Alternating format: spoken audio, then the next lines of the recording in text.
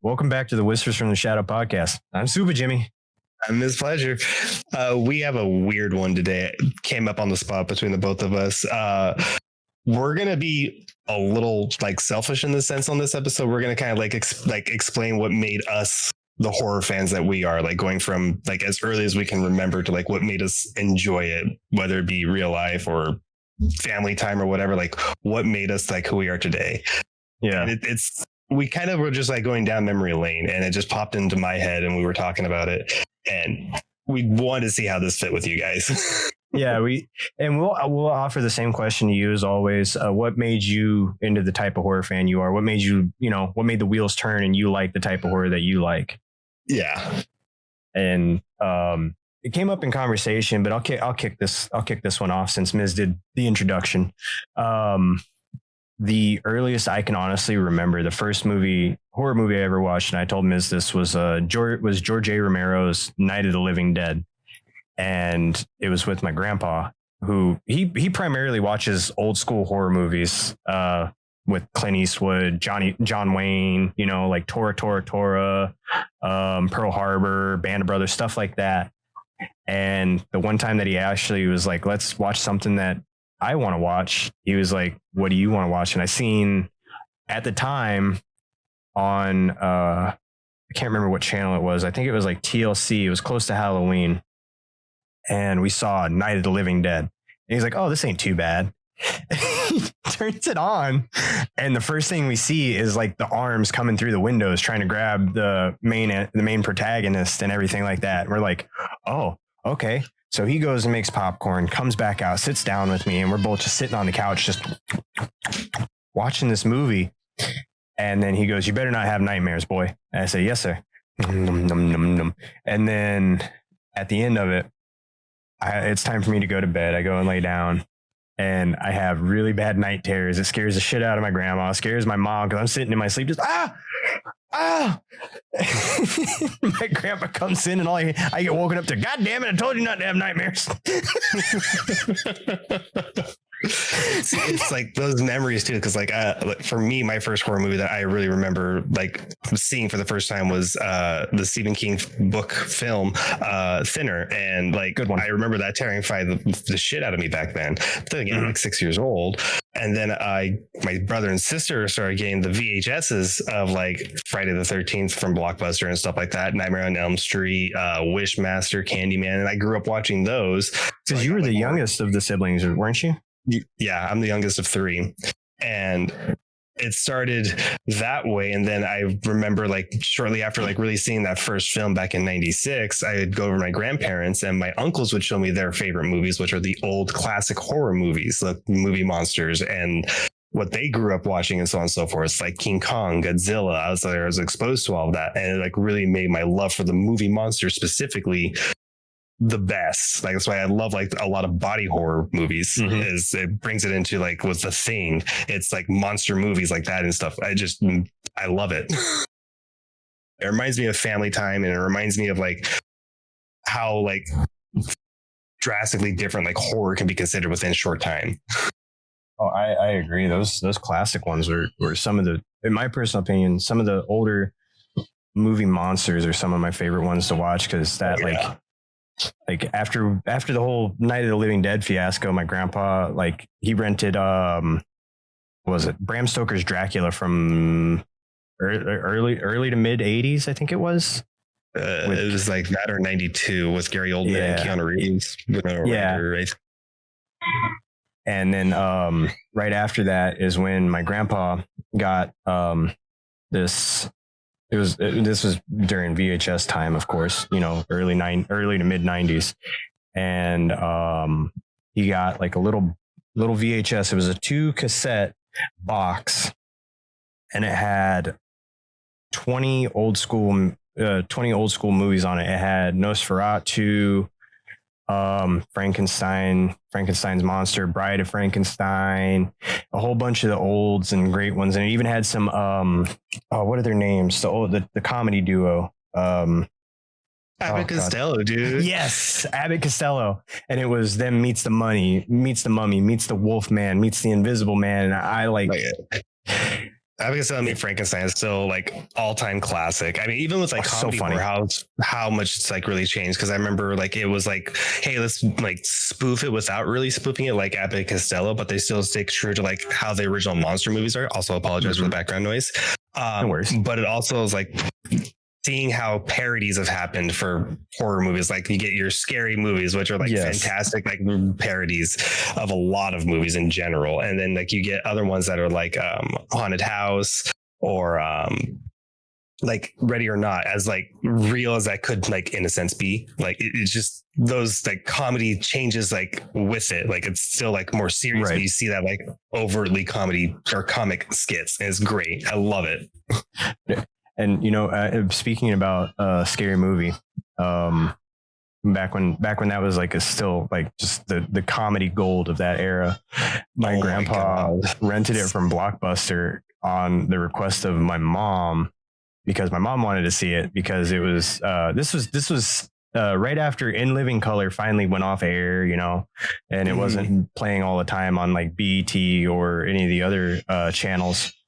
And my mom was like, "Oh, it's made by the Wayans brothers. I love the Wayans brothers." And she wanted to rent it. And it got to the scene where Cindy was having relations with her partner, and he sticks her to the ceiling. And I'm like, what is she stuck to the ceiling with? My grandpa goes, "It's fucking yogurt. It's yogurt. It's fucking yogurt." Dude, I remember when that scene happened when I was younger, I was like, I don't get this. Like, what the fuck is this? And then as I got older, I was like, I can't believe I actually was able to watch that as a fucking kid. Right? My grandpa, he didn't panic about a whole lot, but he wanted me to worry about being a kid. But when like stuff like that happened, his reaction was just so funny. Oh, dude. It's so funny looking back at like what was considered like graphic, overtly sexual or violent scenes that like our parents would be like, send our older siblings or like ask the friend of a friend whose son was of age watching. They're like, how scary is it? How bloody is it? Because I remember my mom requesting my brother and sister go see Jurassic Park Lost World before I went to go see it to make sure it was age appropriate.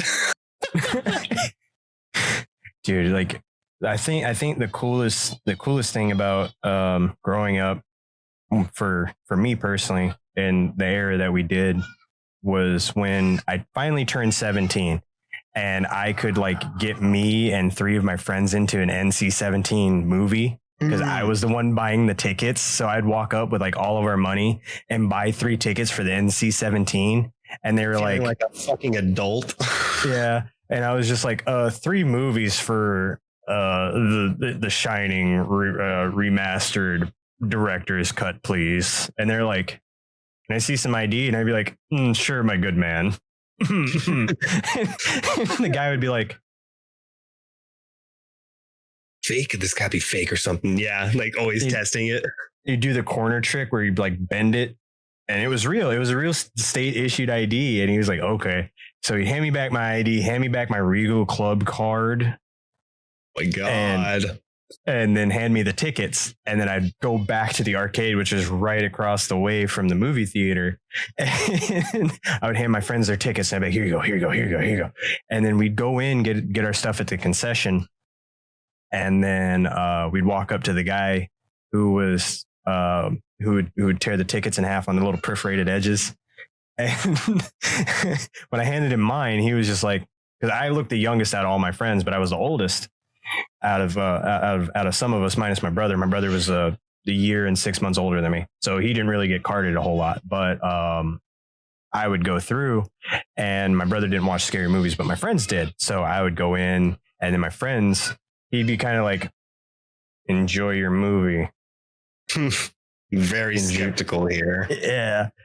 And then we would go in, watch the movie, and leave. We wouldn't cause any problems. We wouldn't, do anything crazy. But it just like that was like my crowning cool moment where I could buy games, movie tickets. Oh, yeah. I was gonna say, I think that was one of my favorite things. Like, I think that's what really turned me more into a horror fan was I think when a lot of big budget films were coming to theaters, and I was in high school, and it was like I don't actually need my mom to go pick up these tickets for me. And like, Mhm. you know, like when the Final Destinations were still a thing going on, the Saw series and all, like being able to say, hey, I'm going to go see this. The Omen back in '06 was like the last one I really remember seeing, the remake, and being like, that was back also when I went to just want to watch movies. And I would say, yeah, it's good or it's bad. I didn't have like the complexity or looking at finer things, like who's a better director or the critique that I do on my shit now. Yeah, same. So I would just go see movies. And then, like I said, my brother like introduced me to like behind the scenes, director commentaries. This is where my love for like James Wan and Lee Winnell come from, is because like Saw was that first one. I was 13 when that movie came out, 13 or 12. And my brother was like, you would like this, but I don't think it's appropriate for you. And my brother would always like show me shit that I wasn't supposed to. So I was like, okay, if he's saying it's bad, it's bad. And I was just like, well, what if you like let me borrow the DVD? Because he had already moved out and everything. And I was like, would that be okay? And he goes, as long as I get it back. Okay. So I watched the movie and he was like, if you like the movie, watch the behind the scenes and everything. And so that's when I learned about like the movie being shot in like 16 days, how much they actually fucking like effort and just the shit they went through is what makes me appreciate them as a first time director and writer for the both of them being able to do that and create what they did. It was like what made me fall in love with them. And then once I started learning that, like when I started turning 17 and 18 and going to see more of those horror movies, it really solidified the like, what am I looking for in horror movies? That's where like my body horror, like I really started looking back at older movies and appreciating them a lot more as opposed to in their time, and like seeing it as a kid, like, oh, this is such from the 80s, it's cheesy. It's like there's so much differences from like then and now, and seeing that progression, like especially now, like I said, I feel like horror movies are in a very, very good spot right now. A lot have been in the past 5 years, I'd say, outweighing the good over the bad. There's been a lot of great ones that have come out. Like I honestly, like I loved I didn't know, I've always kind of had a darker sense of humor. The military made it so much worse. But what I found really funny was what was the name of that movie? It had a really good actor in it. There Will Be Blood. There Will Be Blood. Oh my God, why can't I remember the method actor's name? It's so Daniel Day-Lewis. Thank you. Yes. Oh my God. There's so much like dark comedy in that movie specifically that just it cracks me up so much, because like the scene where he's talking to his adoptive son and he's like, I take your milkshake and I drink it up. And like that scene just cracks me up. Or the scene where the dude gets squished by the the oil pump or whatever. And like some of that shit. And Daniel Day-Lewis is just like walking by and he sees that and he's like, oh, that's unfortunate. And just like keeps on. And I'm just like, my wife is like, what is wrong with you? I was like, oh, this is nothing. Because the dark side of humor is super, super sensitive. Because there's sometimes I tell people like I have a dark sense of humor.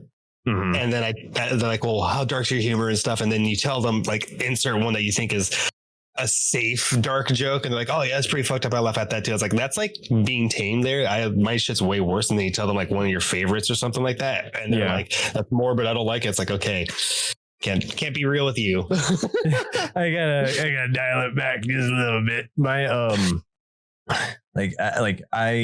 I actually got thrown out of a Texas, I didn't pay to go see this movie. I won the tickets in like a raffle of some kind. And I actually went to go see the remake of the Texas Chainsaw Massacre back in like 2009. Was it that late? I think it was like 7 or 6. Either way, I know which one you're talking about. Yeah. And the scene where like the guy goes, I think we're safe. And then you just see the chainsaw just right up from the crotch up to the head. I was like, oh, no, you're not. Oh, yeah. It's so fucking good. I think like the one I'm thinking of, I think it's like 04, the Texas Chainsaw Massacre. That was like 06 or something like that. I don't remember. It was somewhere like high school. I was same. The scene that like very few movies like make me like wince from like pain, because like, you know, like we experience something similar, like, hey, I have compound fracture in my arm, so every time I see like someone do that, it's like, ooh, yeah, I know how that feels, kind of thing. Like I always remember the scene where the dude gets his leg cut off by the fucking chainsaw, and he drags him down in the basement, puts him on the fish hook, and just grabs a handful of salt and then just shoves it right on his leg. Oh. Every time I'm just like, oh, it's like you can physically feel that because everyone has had like some type of gash or wound or something like that, and just had like lemon juice or something that's not supposed to get in that wound, and just the burning. Oh my God. You're just sitting there just, I got a paper cut. Oh. Yeah. And like, honestly, seeing that in movies now, like seeing like those like more realistic like injuries, it's just like, ooh. Yeah. I love that. Like for me, it's not so much the sympathy. I would say sympathy pain. That'd be safe to call it that. Yeah. It's more so the like the more messed up stuff. Like where I forget which movie it was, but like, oh, I remember which one it was. It was one of the Final Destinations. I think it was either 2 or 3, and the dude. Oh no, it was 3, where the dude's working out and he's like, dude, that's one of my favorite scenes. I fucking always freeze frame that shit and go scene by scene because it's I love seeing just yeah, the weights just come down. He's and no head. And everyone's like, oh, and I remember seeing that for the first time because that I had I didn't see it in theaters. My aunt had rented the interactive DVD from Blockbuster. I remember, oh my God. I remember that. I remember when those were a thing. Oh my God. And dude, it was like the interactive DVD was just so good. It was so funny. He, cause on that one, you could either choose for the toenail to like poke the guy in the eye, which caused the swords to fall or something more messed up to happen. I can't remember exactly what, but I'm going to buy that DVD again and rewatch it and choose the scenes differently. Cause, there's a couple scenes that are different that aren't in either the director's cut or the theoretical cut that are only on that interactive DVD. And I honestly wish that it would make a comeback, like having like a choose your own story type of horror movie. That would be awesome. It would be. It would definitely be a very unique step, especially right now, because like I feel like not a lot of ground has been played with that. I remember when like the interactive was like really big and just DVDs in general for like behind the scenes or like lore, I guess you could say, in senses. Yeah. But when they did it with the horror movie genre, it just felt like you were playing a game. I was like, oh God, like it felt fun. It felt like how some of the Telltale games became and so on and so forth, you know? Yep. And the 2 deaths that stick out to me that were different, that weren't in the director's cut or the theoretical cut, because at one point in time I owned both the theoretical and the director's cut. I lost those somewhere. but the tanning bed scene, there was a third way that they died. In the director's cut, one girl actually makes it out of the tanning bed, but then she gets electrocuted and the other girl gets set on fire. And then in the theoretical cut is where the shelf lands on both the lids and seals them in, and then they can't get out, and then they both catch fire at the same time. But in the third one, they both get decapitated, and I don't remember how. And I think I remember something like that. Oh God, yeah, it's been years. But I was gonna also say too is that like I just realized that like Final Destination has done like 2 very specific like life-altering things for a lot of people, and the 3D, obviously. Well, I was gonna say the fucking whatchamacallit, the log truck. Oh yeah, the log truck. And then the tanning beds. Like I feel like ever since then, like I've talked to a bunch of people like around our age and a little bit younger that have seen those movies. It's like, you know, you bring up like just random stuff and you're like, what about the tanning beds? And everyone's like, no, because of Final Destination, I will never fucking go into a tanning bed. Yeah, like the irrational fears that I had from Final Destination were like log trucks, barbed wire fences, friggin' planes. To this day, I'm still scared to death of fucking planes. Like I have to be drunk to fly. Like not like falling over myself drunk, but I have to have drunk enough to like once you sit down, it's like it's sleepy time. I'm gonna sleep past this. Exactly. Like I'm sleeping through the safety briefing. I'm sleeping through the friggin' in-flight movie. I don't want any peanuts. No, thank you. I want nothing to deal with it. Yeah. They do pretzels now. No peanuts because apparently, you know, allergies and all that fun stuff. But yeah, I'm just like, I just pop my headphones on, put on my downloaded playlist and I'm out. But something else that actually I didn't like my love for horror movies actually didn't just stem from my grandpa, but it also stemmed from anime as well. Because there were a couple in the 90s, and Miz will probably remember this, and a few select others from specifically the West Coast of here in America, where we had like this weird tester phase of Cartoon Network right before Adult Swim came out, where they started showing anime like kind of late at night, like around 9, 10, 11, and sometimes into midnight. And then they had, I can't remember the name of it, but like everybody was taking these pills, and they would turn into these gigantic, grotesque monsters. Didn't have any like personality. They were just killing machines. That was their one job. And this one guy like overdosed on it to where he didn't transform back, because after you took the pill, you were in that form for like an hour and then you transformed back. Well, he just like took like a whole handful at once. And then the only thing that like, I remember this scene very vividly. He was chained up in like this kind of like jungle terrarium habitat that was contained in like this giant building that was just guarded. And his girlfriend walked in and started talking to him. And while she was talking to him, he like something in his mind clicks. He remembers her, and he starts to calm down, and he puts his head on her chest, and she just, and I was like, I want more of that. And what ends up happening is after watching that, I start going down this rabbit hole of horror related anime, and I stumble across this one gem that I've never seen in English, and I want to, because I want me personally, I like dubbed because it's a more what's it called? Like there's more emotion in the voice to me personally. Yeah, I see that. I'm the advocator for both, honestly, because I feel like some anime is just much better in dub. I feel like other animes are better in sub. Like I watch JoJo's in subbed. Yeah, same. Like I watched it in dubbed, and I was like, I don't like it as much. Like I like both in their respective means, but like for me, I prefer it. And I prefer, that's one that I prefer in sub, because the subtitles aren't super fast like in a lot of other animes. But my so far my favorite horror anime to this day is called Another. And because you have mentioned that a couple times, I do remember that. It's on Crunchyroll, and because of that anime, I have an irrational fear of umbrellas. I remember that. It's so bad. Like it's so like the deaths in it are very gruesome, very detailed, and it's very visual, very very psychological in the aspect of what is being told in the story. But at the same time, it's very Final Destination-y meets very Cabin Fever. Okay. And it's one of my it's one of my all-time favorite horror anime of all time, and it's just high school kids being cursed, quote unquote, and then mysterious things happening to where they're dying in mysterious and unforeseen ways, and you're just like, that could have been prevented. Mm-hmm.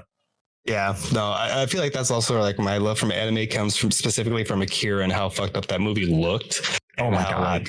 How messed up it is just in general. Like that was my very like first introduction to anime. And the moment I saw that, immediately started learning what the fuck is anime, started learning about like Dragon Ball Z, Yu-Gi-Oh, Pokemon, and all the like 90s and 2000s ones that were like in the States popular. Yu Hakusho, Inuyasha. And then I love Yu Hakusho. Yeah, same. And then like going back and watching like or reading the mangas, then also like in middle school and high school when it was, I guess, more age appropriate. But like and then like to now where like I've like been away from anime for so long, like, up until I'd say probably the past 4 years. And like now I'm like seeing like some of the horror anime like Parasite. I'm like, I really miss this kind of stuff.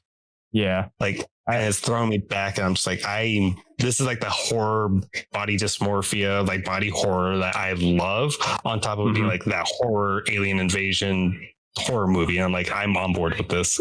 You would really like Terraformers, because that's kind of like a creature feature style anime where it's they sent cockroaches to help terraform Mars, they evolved into these giant, muscular, humanoid cockroaches that are really hard to kill.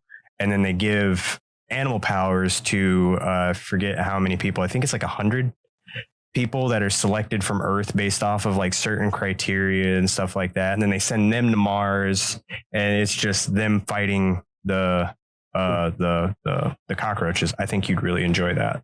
I'll have to give it a shot because it definitely was giving me like Starship Troopers vibes, and I love that series as cheesy and fucked up as it is. Yeah, it's kind of Starship Troopers if they took out the comedy of it. Like, I'm doing my part. Would you like to know more? Yeah, I'll never forget that. Okay, so that's another like I guess horror actiony thing that I can like really like equate to what I love. So funny story, my father took my brother and sister when they were, I don't know, like 5 and 6 to go see RoboCop because it looked like a superhero movie the way they showed the trailers. So my dad took to go see that movie, and he's like, he apparently told my brother and sister, was like, hey, don't tell mom about all the blood that you saw and so on and so forth. And like, you know, she'll get really mad. And my mom asked my brother and sister, how was the movie? My brother immediately just goes, there's so much blood, mom. You should have seen this dude got shot up. It was so, and they just going off on the movie.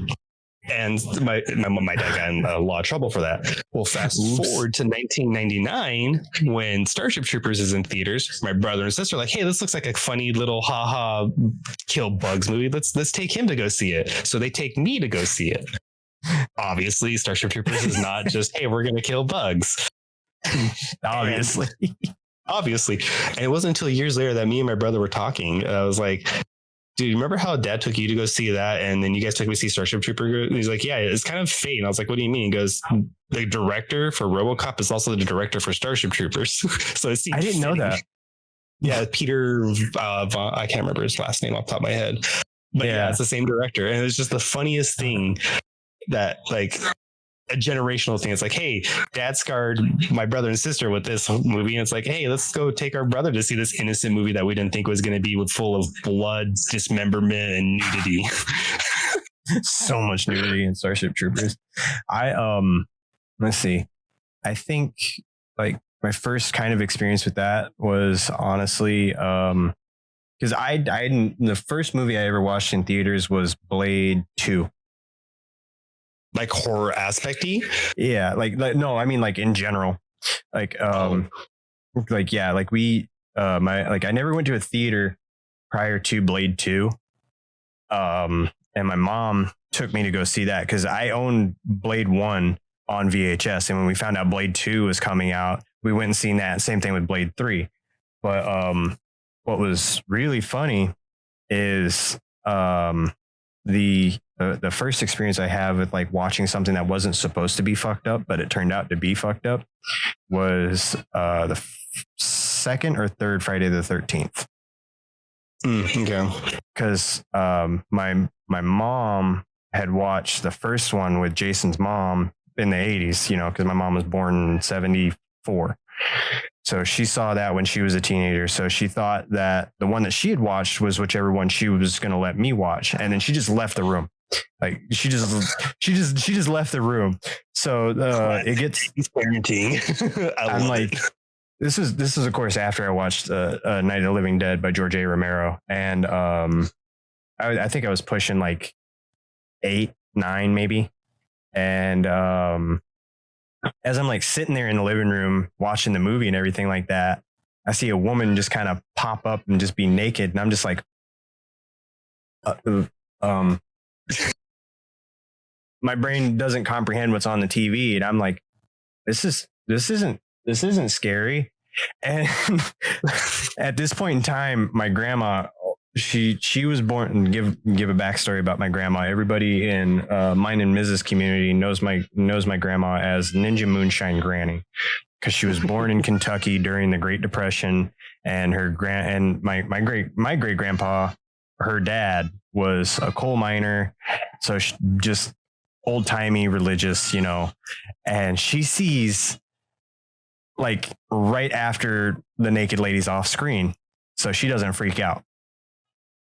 and it's like one of the other camp counselors. He's getting ready to get, I think, he stabbed with a pitchfork or stabbed by Jason's machete or something like that. And she goes, "You enjoying the movie?" "Yes, ma'am." She goes, "Okay." Turns around, walks away. Dude gets stabbed, and she hears him go, "Oh!" She decides to turn back around, come back, and look around, just peek around the corner, just like. And when she does that, the naked girl walks back on scene, and I'm like, this movie suddenly isn't scary anymore. And she goes, "Nope, nope, nope, nope." Walks up and pushes eject on it. Doesn't even rewind it, throws it back in the Blockbuster case, and back it went. I was like, I wanted to see how did they beat the bad guy? It doesn't comprehend when you're young, but yeah, no, it's like that's like the one thing I think I like inherited from my parents, I guess, is like with my sons, like honestly, the violence and the fucking music and like curse words and stuff, I don't shelter them from that shit. But like nudity is like the only thing. So I understand that, but at the same time, I'm just like, yeah, how many times did we get away with stupid shit like that? I'm not even really trying to do it on purpose. Like I remember being in like middle school and everyone's saying, like, you need to watch this movie because you see boobs. Oh my God. Yeah. You're like, usually a horror movie. And then, you know, it's like whatever. But then you go to a movie and not expecting it. It's like, oh, okay. What really actually like kind of cracked me up in a horror movie that I was watching was I wasn't supposed to be watching it because this was back when Netflix would send you DVDs in the mail. You know, Blockbuster was still a thing and everything like that. And I bought I rented, I didn't buy this. I rented a movie that I was supposed to watch with my ex at the time. And me and her were dating at the time. And I was expecting it to just be, you know, Camp Crystal Lake, Friday the 13th style killer. No, it was a movie about a killer man part. I'm pretty sure we're allowed the word penis, but yeah. I think scientific word penis would be okay. But there was a lot of adult situations in that movie. I'll say that sexual nudity situations and very promiscuous things. And what was funny is my former mother-in-law, she was like, "Hey, I want to watch that movie after you're done." And when me and my ex are watching it, we're like, we can't give this to her. So we finished watching the movie, everything like that. And we just put it back in the envelope, put it in the mailbox, and just hope she didn't remember it. A couple days goes by, and you remember no late fees and all that fun stuff was the big selling point for Netflix back then. And the DVD had already, and the DVD had already gone back. She comes into my room and she goes, "Hey, you still got that DVD?" And I look at her, I go, "Oh, I'm sorry. I completely forgot you wanted it and I sent it back." Like, she goes, "What was on it?" And I was like, "Nothing." Just for the record, I am a terrible liar. Like I like, if I know you really well, you can tell if I'm like fabricating something or I'm lying, and I like, it's all in my face. I love my parents, but I had really short parents growing up, so it's like I was able to be the sneaky kid that unfortunately was like that, I guess, coping mechanism in a way. So yeah, I was not sneaky as a kid, not out of fear, but because I was just fucking clumsy. But she was just like, and then goes and asks my ex what was the movie about, and she goes, "Oh, it was about a killer penis. We didn't want you to watch it." And she comes back to me and she was like, "You rented a movie about a killer penis?" And I was like, "I didn't know," because the name wasn't like Rubber. It was like it was like The Mystery in the Woods or something like that. I don't even remember. Weird. One thing that I do remember that I want to bring up was like one of the things that I feel like, especially in horror movies, is like jump scares done right. And like a prime example of like why I do love jump scares. I just hate when they're repetitive and it's like your only reliance on a movie. That's like my biggest problem. But by like number one that I always go back to is still like the first Insidious in like the mid to late 2000s. That's a good one. Yeah. And I always go back to like House of a Thousand Corpses, because of like how shock and awe it is. And I feel like that's where I really feel like where my love for like horror in general, to see just how fucked up people can be, comes from like those two very specific ones. Because like as different as they are, but like it's just that like shock and awe, or like that jump scare and actual fear that like you weren't expecting to have, I guess, is like awoken in me in a sense. Like real world situations with that, or like, you know, when you have your nightmares or night terrors or whatever it is, or like the lipstick demon, because like that jump scene or that jump scare is done like was like well placed. So well. You're not expecting it broad daylight. Like it was such a left field thing to do that I feel like that's what I want, is that like raw, genuine fear again, and feeling that love, or feeling that feeling is like keeps me going back to see all these newer horror movies and really appreciating them going either back to older styles, right, or learning from the past and like making it better. Oh, I agree. The what's really funny is what started me down like liking, I guess you could say, psychological horror is like my favorite subgenre of horror, would have to be I think it was 2003 or 2004 Boogeyman. Yes, that beginning, I swear to God, I've never talked to anybody in my life that has not ever felt or experienced something like that beginning, because like I feel like every child at some point in their life has felt that fucking thing happen. I agree, because because the movie never outright tells you if it's a supernatural entity or he's the killer or whatever the case is. Spoiler alert for a 23-year-old movie or 20-year-old movie. I hate saying that. Me too. But because when I was like sitting there watching it, I had to rewatch it. And this was we didn't get that one from Netflix. I think we got that one from what was that program to where you could swap out as many videos you want a day with Blockbuster. I think it was like a video a day or something like that. I don't remember. It was like you paid like $5 for it and stuff like that, and you could go in and like their membership price also included with it, so you didn't have to even worry about rewinding it when you brought it back at times. It was like and you could like what you could do is you could go rent movie A, go home, watch movie A, return it, go in, get it, grab another movie off the shelf, go home, not pay anything else. And I was like, yeah, this is awesome, because like I would do that like 2 or 3 times a day, and the next day I would go in with that last movie that I watched. I would rewind all of mine because we had the little push down rewinder thing to where you didn't have to like hit the rewind button on your VCR. So that was a luxury item as well. That's so luxury. But I had to at that, like it got to like close to the end of the week one summer, and that was the last movie that I wanted to rent, because like what I would do is I would ride my bike down to Blockbuster, which was like about a mile and some change away from my house, and I would walk down the aisle with like this little steno notepad and just write down movie names that like looked really cool to me, based off of the box art. I used to do that. I was gonna say I always go based off the box art, and I'd like turn around, like look at some of the little still images they'd have in there, and be like, "Does this look gory in any way? I don't want to watch it." Yeah, like before I really turned to like love like psychological and thrillers and like same, I guess, like spiritual and stuff, because like I feel like the movie I ever like saw first I had like the supernatural was Thinner, which absolutely tear the fuck out of me. So like that was made me like very superstitious in my youth. I mean, in some ways I still am. And then feel like Drag Me to Hell stole Thinner in some sense. I can see that. But I'm also biased because Sam Raimi, but fair.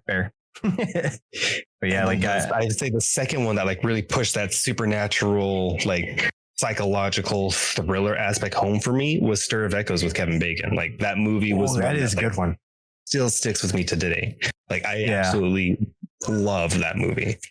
That actually is a really good one, because that honestly, I don't know if they intended it to be horror, but it definitely scared the shit out of me as a kid. Oh yeah. And it's very real too, which is like, I feel like the best horror, the more real it feels and like grounded, because it's like that more terrifying, because it's like, this is something that can happen. Yeah. and trigger warning to anybody that does want to watch Stir of Echoes. There's some sensitive stuff that comes up in that Yes. that movie at some point. So be warned if you haven't seen it, you want to see it. Really good movie, but There's some scenes though that are very triggering, I guess you could say, and yeah, in ways that like, yeah, it's definitely something for sure.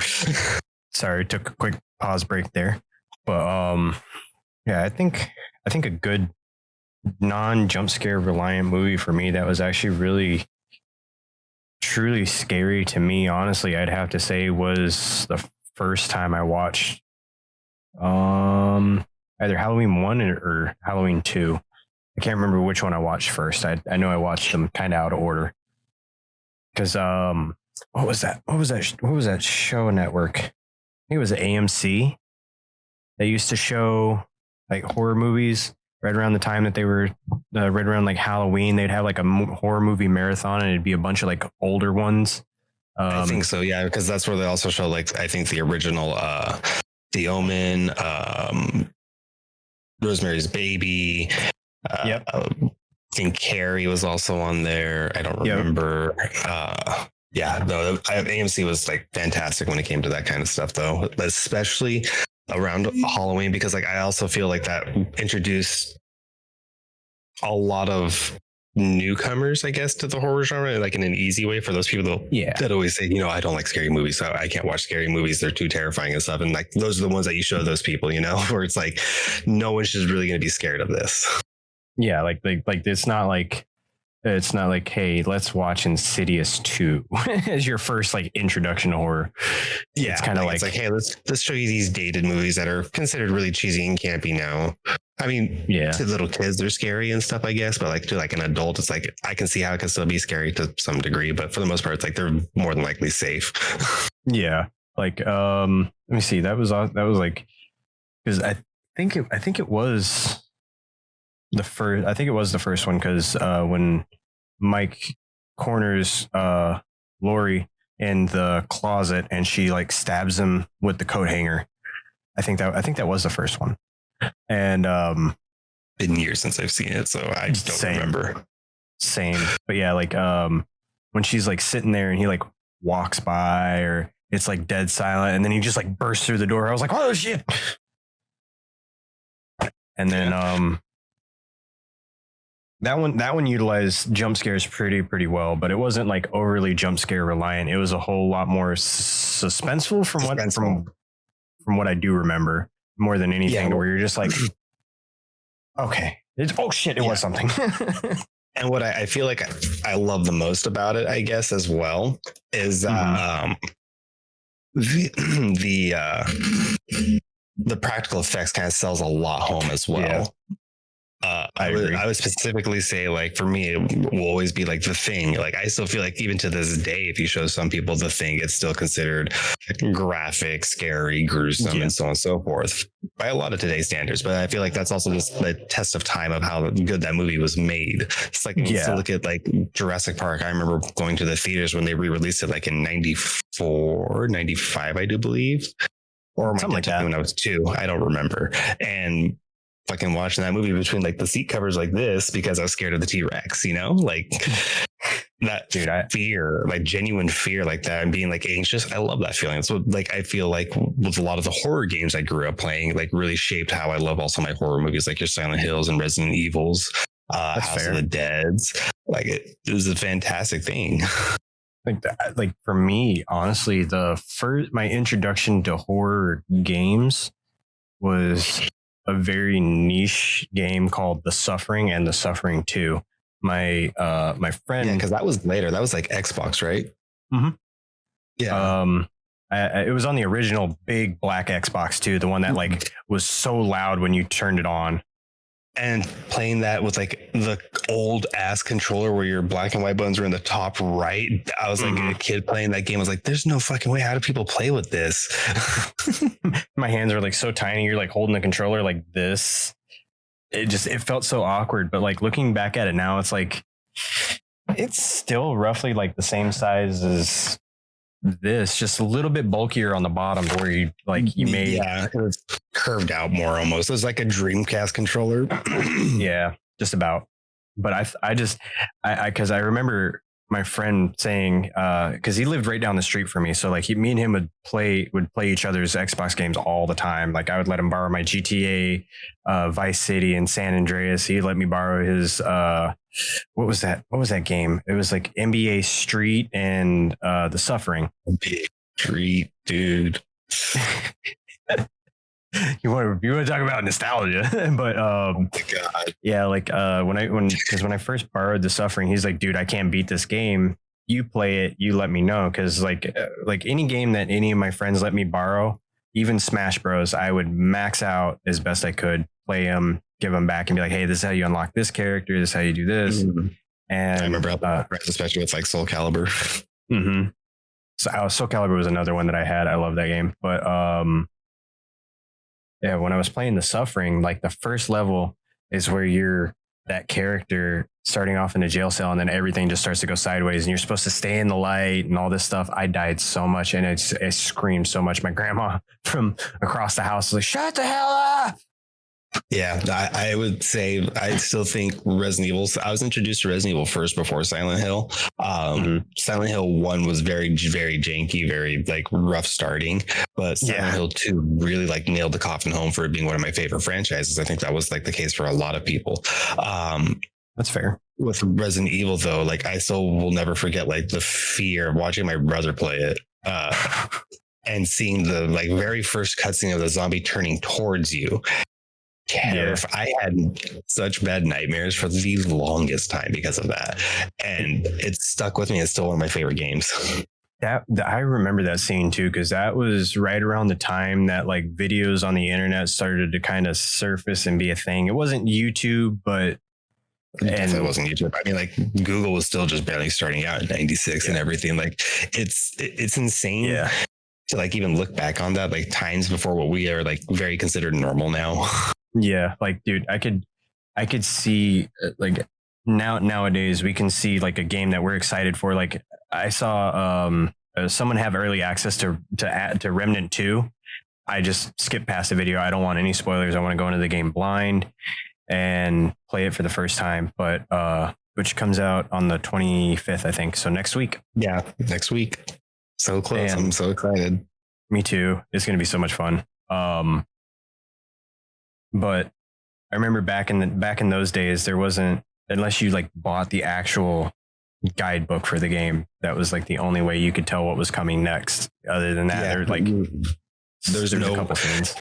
I also remember like if you did get stuck and like the developers or like the journalists found something with it, like they'd even put it in like their little like Game Informer little blog on it. Like I remember that. It was so cool back in the day when that would happen. Oh yeah. But nowadays, it's like, hey, I'm stuck on this one very specific spot. YouTube, and you can fucking find like a million different videos on it. Yeah, and there's like 30 different ways to get past that one spot, and then you're like to me that just that doesn't feel the same as what we had. Yeah, it's like for sure. But I do remember that zombie scene that was considered very graphic back then, and almost got like a couple studios sued. Look at Mortal Kombat. That's one of the main reasons also why we have the ESRBs. Like it was considered too violent, too bloody, so many other things. So like for sure, I fully understand like where a lot of it's coming from. Don't get me wrong, but like I think that really shaped a lot of us like really like horror fans, I guess, is like we were exposed to like so much, plus like, unfiltered internet. Like we really don't. We're not really like scared. We're more scared of like, again, like I always say, like the worst, like best and worst horror, like the most real life ones that you can equate someone's life to, kind of thing. Like, hey, this is like a situation you could literally find yourself in. Like I find that like infinitely scarier than like whatever horror movies come out and getting like jump scared or whatever. Like, cause those ones like hit home more. Like Last House on the Left is a prime example that I always use. Like that was based off a true story too.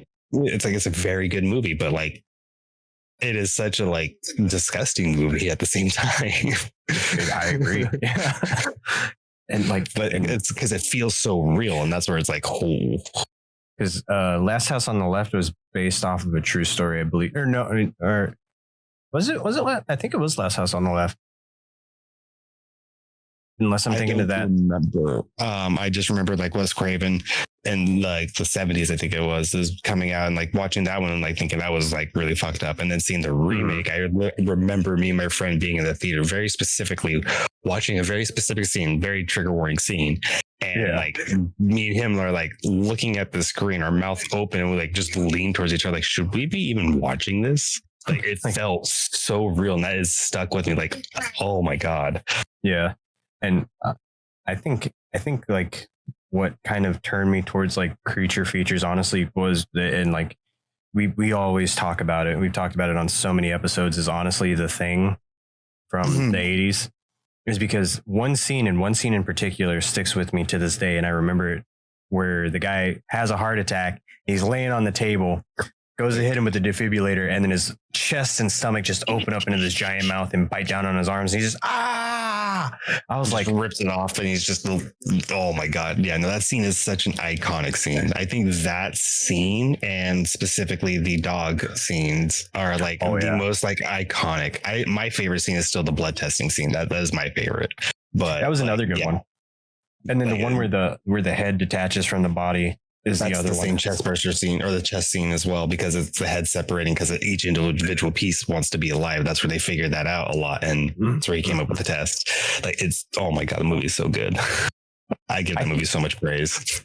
I do too. I can watch that movie so many times because it's one of those horror movies that I don't have to be in the mood to watch. It's like, hey, The Thing's on. Ooh. And yeah, you throw that on, I'm not going to be like, oh God, The Thing again. It's going to be like, oh, what part are we at? Yeah. And another movie that I came to like when it came out, but looking back at it now, it seemed like a lot of it is dated. But Dreamcatcher. Yes, no, I will agree. I mean, there's certain movies that I feel like, even as dated as they are, in some way, shape, or form, are very like terrifying in the regards. Like, again, like there's still scenes to this day where I'm like, man, Donnie Darko, like watching it as young as I did, like really fucking stuck with me.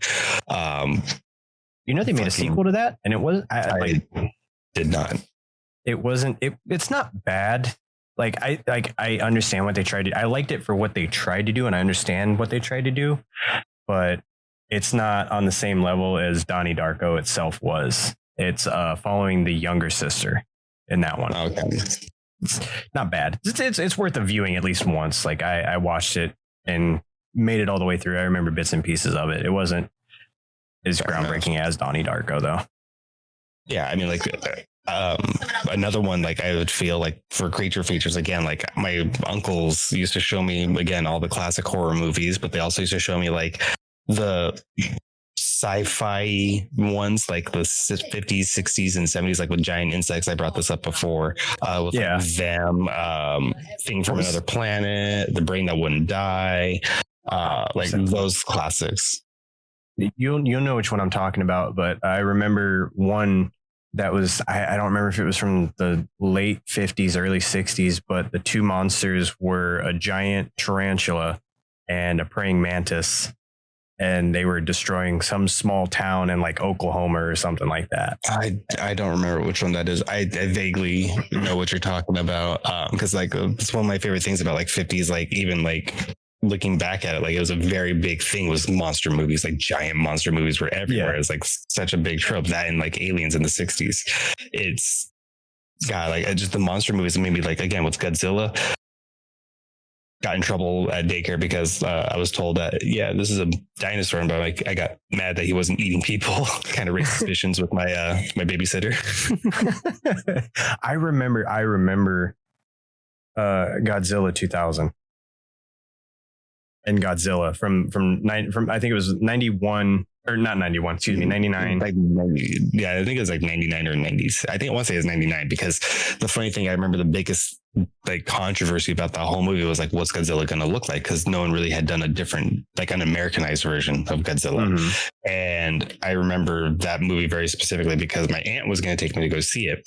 And we ended up getting Taco Bell right before the movie. Well, she bought the limited edition fucking cup holder for your car when that was a big thing. Oh yeah. And it showed the Godzilla like silhouette, or like it actually had Godzilla wrapped around like the cup almost kind of thing. And it's like a cozy almost. And we both looked at it and was like, this is what Godzilla looks like. And we're like, oh, damn, this movie's going to suck. Because a lot of the movie is like, what does it look like? And you don't see it for a very long time. And when we saw that, we were like, oh, so we were already disappointed going into that movie. I remember it wasn't the most widely received one, but I will say this, though. One of my favorite things that actually came from that movie was the cartoon miniseries. Oh, yeah, no, that cartoon miniseries was so much better. So good. So good. That was one of the few. That was definitely one of the few cartoons that we had as kids. That the Ghostbuster, the two Ghostbuster cartoons, the Godzilla cartoon, and the thing that popped in my head with you talking about these cartoons was I loved how back in the 80s and like growing up and even with some of the 90s stuff, like the horror genre and the very violent action films, Rambo and all that, so many of those were converted into like cartoons for kids. Yeah. And very like kid friendly in some ways, but it's like, how do you take these fucking graphically depressing and or violent movies or like scary movies and cater them to kids? And it's like they did such a good, I mean, because there's people who have the fucking Freddy doll or fucking Jason Voorhees little action figures and so on and so forth. I mean, hell, I remember collecting RoboCop figurines and playing with my brother. I had the one where he had the gear sticking out of his back and you spun it with your thumb. You would flip it down and he would bring up his hand like this with the gun, and then you'd flip it the other way and he'd just bring it back. And that's literally all he did. He had like a little handle that you held onto and you just did this. And that's all he would do is just, he was supposed to make noise, but I dropped it in the bathtub and killed the battery. So he didn't make the noise. Because when you brought the gun up, you were supposed to say like, freeze. I was gonna say, imagine us with very expensive toys for being like 5, 6, 7-year-olds and fucking not breaking them. Like it's what we were known for. Yeah, and the expensive toys back then were like $25. I remember very specifically when I was in like later elementary school. So I was like 8 or 9. And after I discovered anime and stuff, Gundams. And I remember oh my God, yeah, always like falling in love with Gundams and talking to my mom and dad. And I was like, do you mind if I get this toy? This is $12.95. We can't afford this. I was like, in my head again, like not understanding the concept of money, was just like, but I really want it, feeling really sad and looking back on it, and looking at it now and looking at some of the toys, like, yeah, it's like fucking $20 for just like a regular old toy. It's like, holy shit, things haven't changed. It's like, I remember having to tell my son growing up, like, hey, we can't afford that right now. It's like fucking $20 for something you're gonna break in 2 days. Hell no. Yeah, you're just like, let's get this $5 one and it's solid. It doesn't do anything. It doesn't make, but you'll be able to use it until you grow out of it. But yeah, like I remember, I've only met a handful of people that actually remember this cartoon. And I just recently started watching it again with my daughter, because she just hit this phase, and I love it. She's watching Goosebumps, the new movies that came out with Jack Black, and the old show that we watched growing up. And I was on, oh God, still was an intro theme. Oh my God, yes. What I can't remember what channel it was on, but it's the old Tales from the Crypt cartoon. Oh my God, yes. I love how, again, like I said, I feel like our generation had like such a lot of like kid friendly introductions to horror, pushing into horror aspects a lot, especially like R.L. Stein's, Goosebumps show, Are You Afraid of the Dark? Like those shows like really like, I guess, like say in a lot of like childhood fears. I mean, like I remember growing up and like thinking quicksand was going to be a big deal, like as we've seen all these movies and like books and stuff, like everyone dying in quicksand. It's like, man, this shit's going to fucking eat me up alive. And you come to find out it's like in very pocketed parts of the world. And you're like, oh, so I never really had to worry about it. Yeah, I remember that because they had an episode of that on like it wasn't Goosebumps. I think it was Are You Afraid of the Dark, where they had like the kid that like fell in the quicksand and stuff like that, and they had to get out of it and stuff. I remember that. And then a really irrational fear for me that kind of stemmed from Are You Afraid of the Dark was the episode about the pool. And where they had like a part of it was, I think it was like a high school or something like that. And they used to have a swim team. Someone died on the swim team in the story. And then their ghost haunted the pool. So if you swam in it, it would pull you down and then you would disappear. Well, the way that they beat the monster, I remember they they dropped like some red dye in the pool and stuff like that. And he would always come from the deep end, and he was this like half skeleton, half meaty person chasing these kids around the pool and stuff like that. So from that show as a kid, I was always scared of the deep end because I couldn't see it. I couldn't see the bottom and my feet couldn't touch. So I would never go to the deep end. Yeah, no, I feel that 100%. It's like growing up, like they would always show me the old like Twilight Zones from like the 50s and stuff. Those are so good.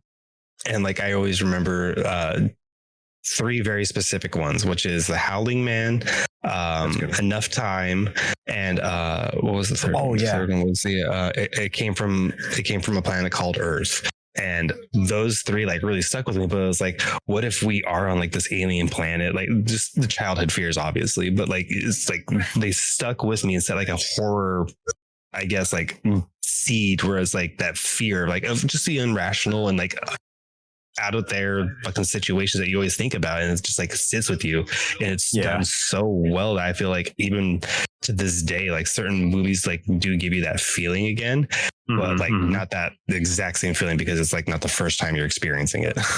Yeah, I would agree. The one that I always go back to and remember was Enough Time, because when he breaks his glasses and he's like, I finally have the time. I'm like, couldn't he go get new glasses? And my grandpa looks at me and goes, he's the last man on Earth. He's not an optometrist. Yeah. I was like, oh. And then like even equating it to like today's standards, like I always like put it in perspective. Like I always tell everyone, like, 90% of the time of my entire life, I would rather be behind my computer playing games, but that's obviously not how the world works. And it's like, imagine like being in that situation, like, hey, you have unlimited power. All like everyone's gone. You can do whatever the fuck you want. You want to play games all day? Go ahead. And you start to play, and it's like your computer dies, or like just some weird ass situation. Like you could do whatever the hell you want with no repercussions, but like what you want to do is like destroyed, or like your hands break and you can't do this or that. Like just the most obscene thing. It's like, imagine that fear of like being unable to do whatever you wanted with free reign of everything. Yeah, like it's like, because I don't remember. I think it was the Rapture or something weird back then that like was, you know, really 50s-esque style like horror, and it turned out to be like he was the only one that didn't get taken or disappear or whatever, and like it was a bomb just, or something like that. Yeah, it was just I don't remember exactly what it was, but it was like some world altering event where he's like the only person on the planet, and he finally has enough time to read all of the books he wanted to, and glasses break, can't do shit. And it's like, God, being in that kind of situation sucks. It's like you almost want to be on a desert island and forced to survive, as opposed to being able to like, hey, I can do what the fuck I want, but I can't see. Yeah, I like it. It's so trippy to me that was their level of fear back then, but at the same time, I understand it, because it's like you said, it's just like one of those things. It's like what could I do if I was the last person on Earth? I'd go to a car dealership, get the car that I've always wanted, to play my video games for as long as I want. Well, hey, who's going to change the oil in that car? Who's going to refill the gas stations in the surrounding areas near me to where I can do this? Who's going to keep the internet going? And you're just like sitting there and you're like, it would really suck to be the last person on Earth. It's just like, oh my God, the mentality of it. Like, and you're doing more like, again, that's why I love like a lot of psychological horrors, especially in video games, because like your imagination makes things so much worse than what you're presented with a lot of the time. And once you're presented with, they're still like pretty terrifying or whatever, but like your mind always makes things so much worse. Where it's like, we always build it up more in our heads than it actually comes out to be, you know? I would agree. Funny enough that you actually bring up video games, because or psychological horror video games, I should say, because one that sticks out to me that I didn't think was scary when I watched other people play it, because they made it funny. For example, PewDiePie, when he played Amnesia, and then I played it for the first time, because he kind of like, I didn't know anything about video editing back then. I didn't know anything about like, hey, I can cut this part out because it's kind of boring and stuff like that. But then I got it for free with my PlayStation 4, with my old PlayStation membership back when I had that. And next thing I know, I'm getting the shit scared out of me on parts that I didn't see PewDiePie do, because he was going for the funny compilations back when that was like the big deal of YouTube back in the early 2010s. And I'm sitting there and I'm like, ow, I didn't know this game was that bad. And so that's why I always tell everybody, it's like watching someone play something and then playing it yourself are two drastically different experiences. Like, I don't find the Five Nights at Freddy's games that scary. And then when you play them, it's like your adrenaline starts going without you really even trying to, because it's just consistently in your head. You're like, okay, fuck, they're coming now. And you're making yourself more worked up than anything. So it's like, I do enjoy that. Right. But it's always different, because like you can watch someone play a horror game like, oh, okay, that's not that scary. And then you're playing it and shit and bricks. It's like night and day. Yeah. Like, I thought for me, like Resident Evil 7 is like one that really revitalized that horror aspect that I've been looking for in a long time with horror games, or like just the Resident Evil franchise as a whole in general. And so playing that, I was like, man, this game's pretty terrifying. And then they made like the PlayStation VR version. And I was like, I want to see how this is in VR. And it's fucking terrifying. And it's in a good way. It's like, it's so much fun, but like you actually, like when you're playing it like in like the regular way, like actually controlling it and like seeing just your regular monitor or whatever, it's not, it's scary, but it's not as scary. You really, you do like taking like your management of like ammo and everything like that, your resources and whatnot. But like in VR, it throws you in a different view of it, to where like normally you would like see your little dot to like shoot and make it easier. But like when you're controlling that firearm and everything like that, it's like that much more scary, because you're like, where you're looking is where your little dot is.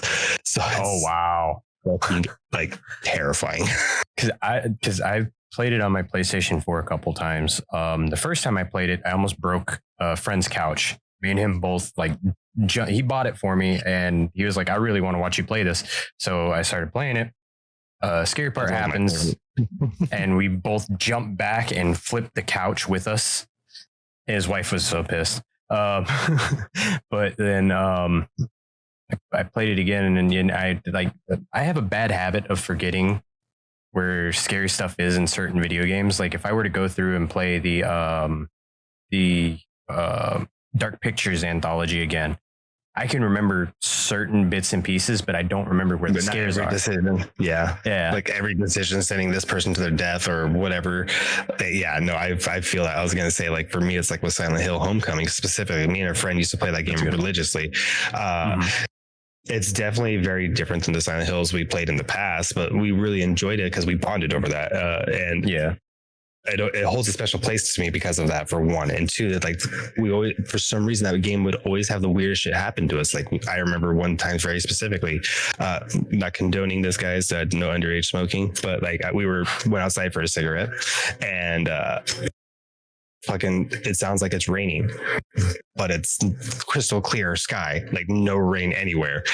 And I remember that, like, just that fear of like, are we fucking like in this universe? Like just the thought of like, hey, are we like somehow being dragged in there? It's like, what the fuck is going on? Are we hallucinating? We're not on anything. It's just like that irrational fear of like the unknown or like a supernatural kind of thing happening like that, where it's just like, from playing like, you know, the whole like don't use a Ouija board or like superstitious things like, you know, don't whistle at night when you're out in the forest and stuff like that, you know, and it's like, it'll never happen to me. And then you do like something like that happens to you and you're just like, the real fear sets in. You're like, oh no, I messed up somewhere along the way. How do I load save game? Yeah, exactly. It's that fear that certain games have brought to me that I never even would have thought of.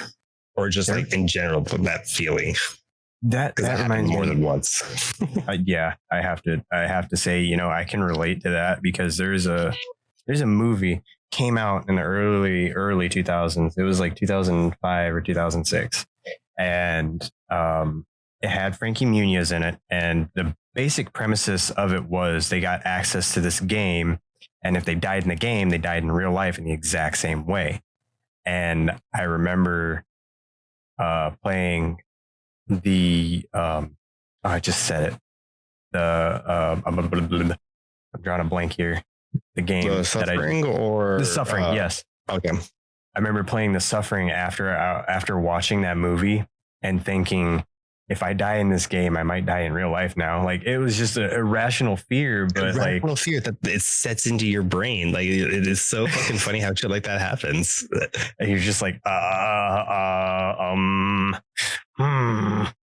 yeah, it's like another one for me that like really stands out was like, I love the Alien franchise, but I felt like it went really weird, so on and so forth. And then like playing like Alien Colonial Marines didn't like really make me be like, hey, Alien game would be great. And then Alien Isolation came out and it literally throws you back into that 70s feel and like really rustic shit. And it was like, oh my God, this is like absolutely horrifying. Not having a directional way, not being told what to do, just trying to survive with this thing fucking hunting you. Yeah, no, it's horrifying. If I had $1 for how many times I died in that game, I would have a good amount of money. Not Bill Gates level money, but I'd definitely be able to pay off some debt. For real. I mean, like recently, if we're gonna say like just scares in general, like I feel like a lot of the games that like I felt like from my franchises, like Resident Evil, I will use as an example. I did not like Resident Evil 4 when it came out. I felt too actiony, felt like way away from the horror aspect. And then playing this remake, like really felt more horror and action done very, very well, like a Dead Space or a like other games like that, where like it's very action packed, but still very horrifying. And it got to the point where this game, like I appreciate this game a lot more because they fixed a lot of problems I had with the first one. Mm-hmm. And it like just, it actually feels like scarier in certain spots, especially as a first playthrough. And it came to the point where like I literally had to beat this game. I don't know, like I think now I'm at like 15 times within like a month and a half. That's how much I actually really enjoyed this game. There was a game that I played that was like that, but I can't remember if it was. It was oh geez. I want to say it was Silent Hill either 2 or Homecoming. Because I remember they released the Silent Hills in a weird fashion where it wasn't like Silent Hill 1, 2, 3, and 4. It was like Silent Hill Shattered Memories, Silent Hill. Well, no, because it was Silent Hill 1, 2, I think 3, then Shattered Memories, then The Room, then Downpour, and then or Origin was actually somewhere in there because I remember that being on like on the PSP. And then Homecoming was like 06 to 08 area. I don't remember when. This one I played was on I don't remember. PS3. I think it was The Room. I could be wrong. I'd have to ask my friend. But I remember this one scene where you walk up to like a window of a ship or something like that, and it's stereotypical like round window, and something like kind of passes by the window the same time you do, so you think it's a reflection, but you can't go any further that way without like walking up to the window first. So I like walked up to it, and as my guy's like slowly just getting right here to the window, it like I'm like, stop it. And you look and you're like looking around the room, you're just doing this number and you're just looking around. And then right when you bring it back center, something stands up and is in your face, and then cutscene, and you got to run from something and try to escape it. And when that happened, the controller just went, whoo.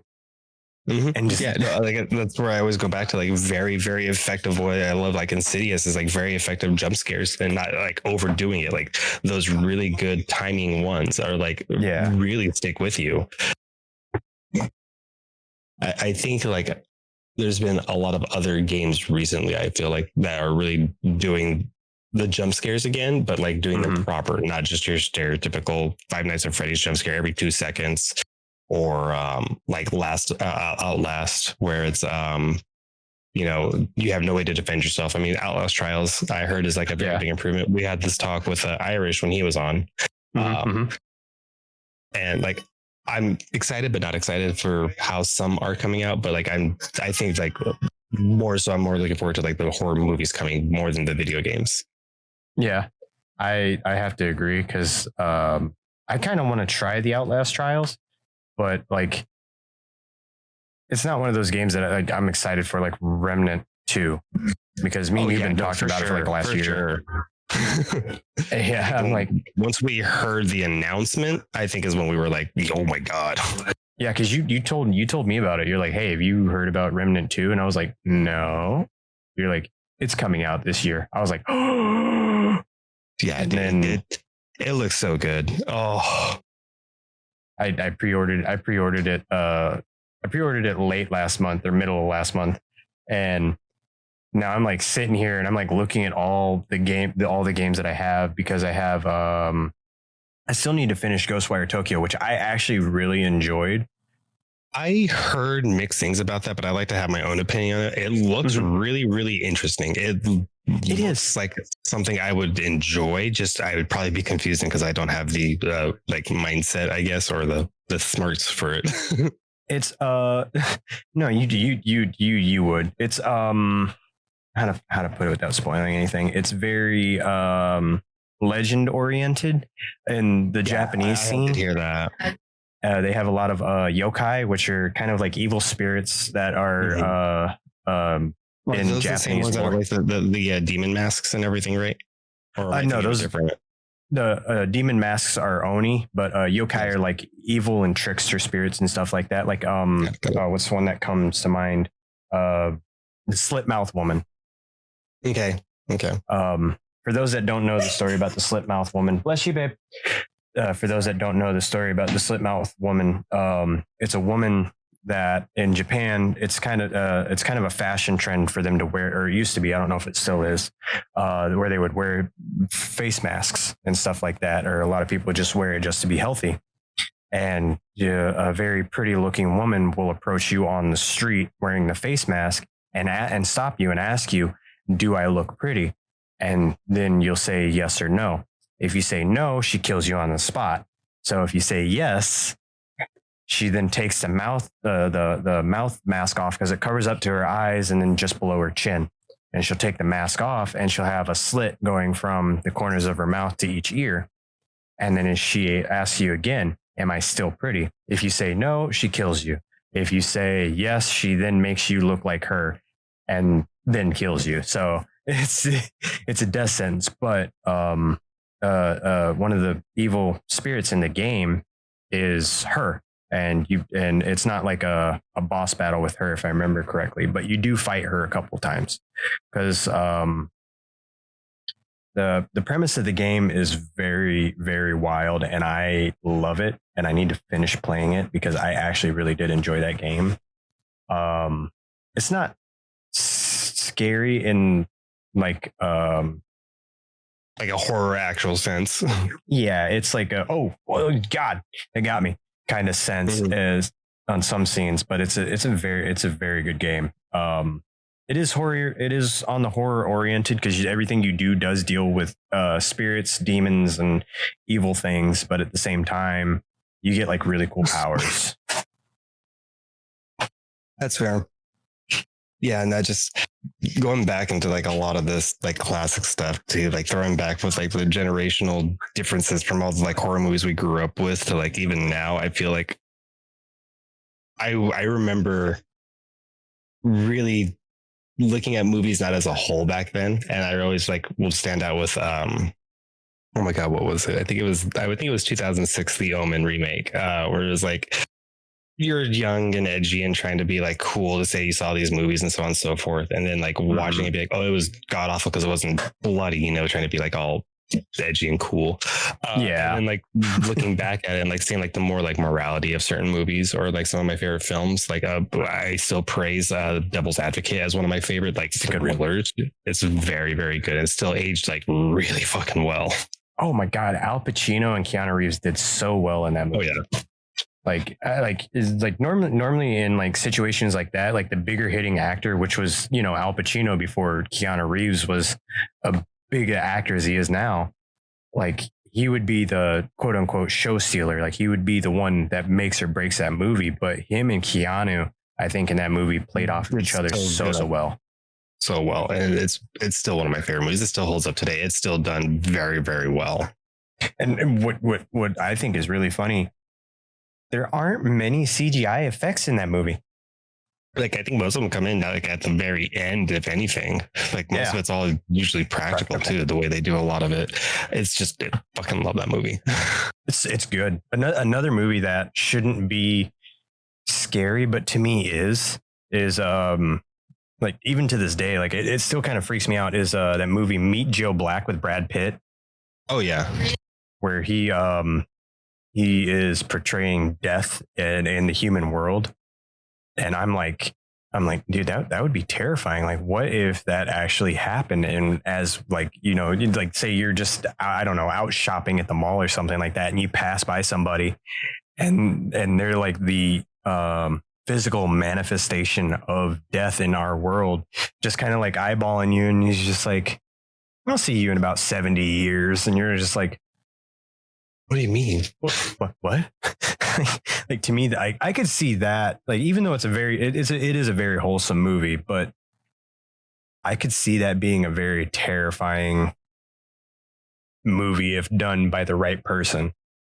Oh yeah, no, I can see it being that way too. Or like with the Final Destinations, Tony Todd being the physical manifestation of death, and like all those films. Yeah, because there's a fan theory. I don't know if it's still floating around or if it ceased after the last Final Destination. God, Final Destination. Final Destination, the Final Destinationing. Yeah, because I read it on a blog many years ago. This was like back before 4 was even a thought. I think 3 had just came out, and people were saying we're upset because Tony Todd wasn't as big in 3 as he was in the other 2. And then they brought him back for 4 and of course 5. But when in the blog, it was like, I think it was like an old, like, you remember back in Yahoo how you could filter through like people's personal blogs and stuff like that, and then like based off of a certain subject. So I was looking through fan theories on I don't think it was also looking a big thing on fucking MySpace Reddit back in the day. Oh yeah, that too. And this guy had a really detailed, I don't know if you can still find it on the internet or not. If I can, I will find it and share it with whomever wants to hear it. But he had a theory that Tony Todd was the physical manifestation of death in the human world, because he knew so much about death and how it operated and the plan of everything. Not just because he was a funeral home director, but because of the simple fact that he like laid out the schematic for the kids in the first and second movie. Oh, was he in the second one? I don't remember.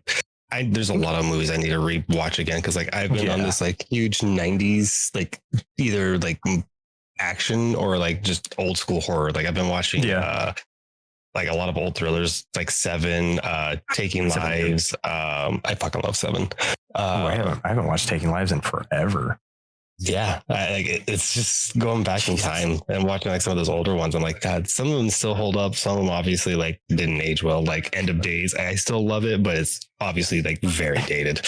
Yeah, because I mean, it was like hailed as like a really good horror movie back in the day, but like today, very good like horror action film. And like watching it, I was like, this did not age well. like this is what we used to like. Oh no.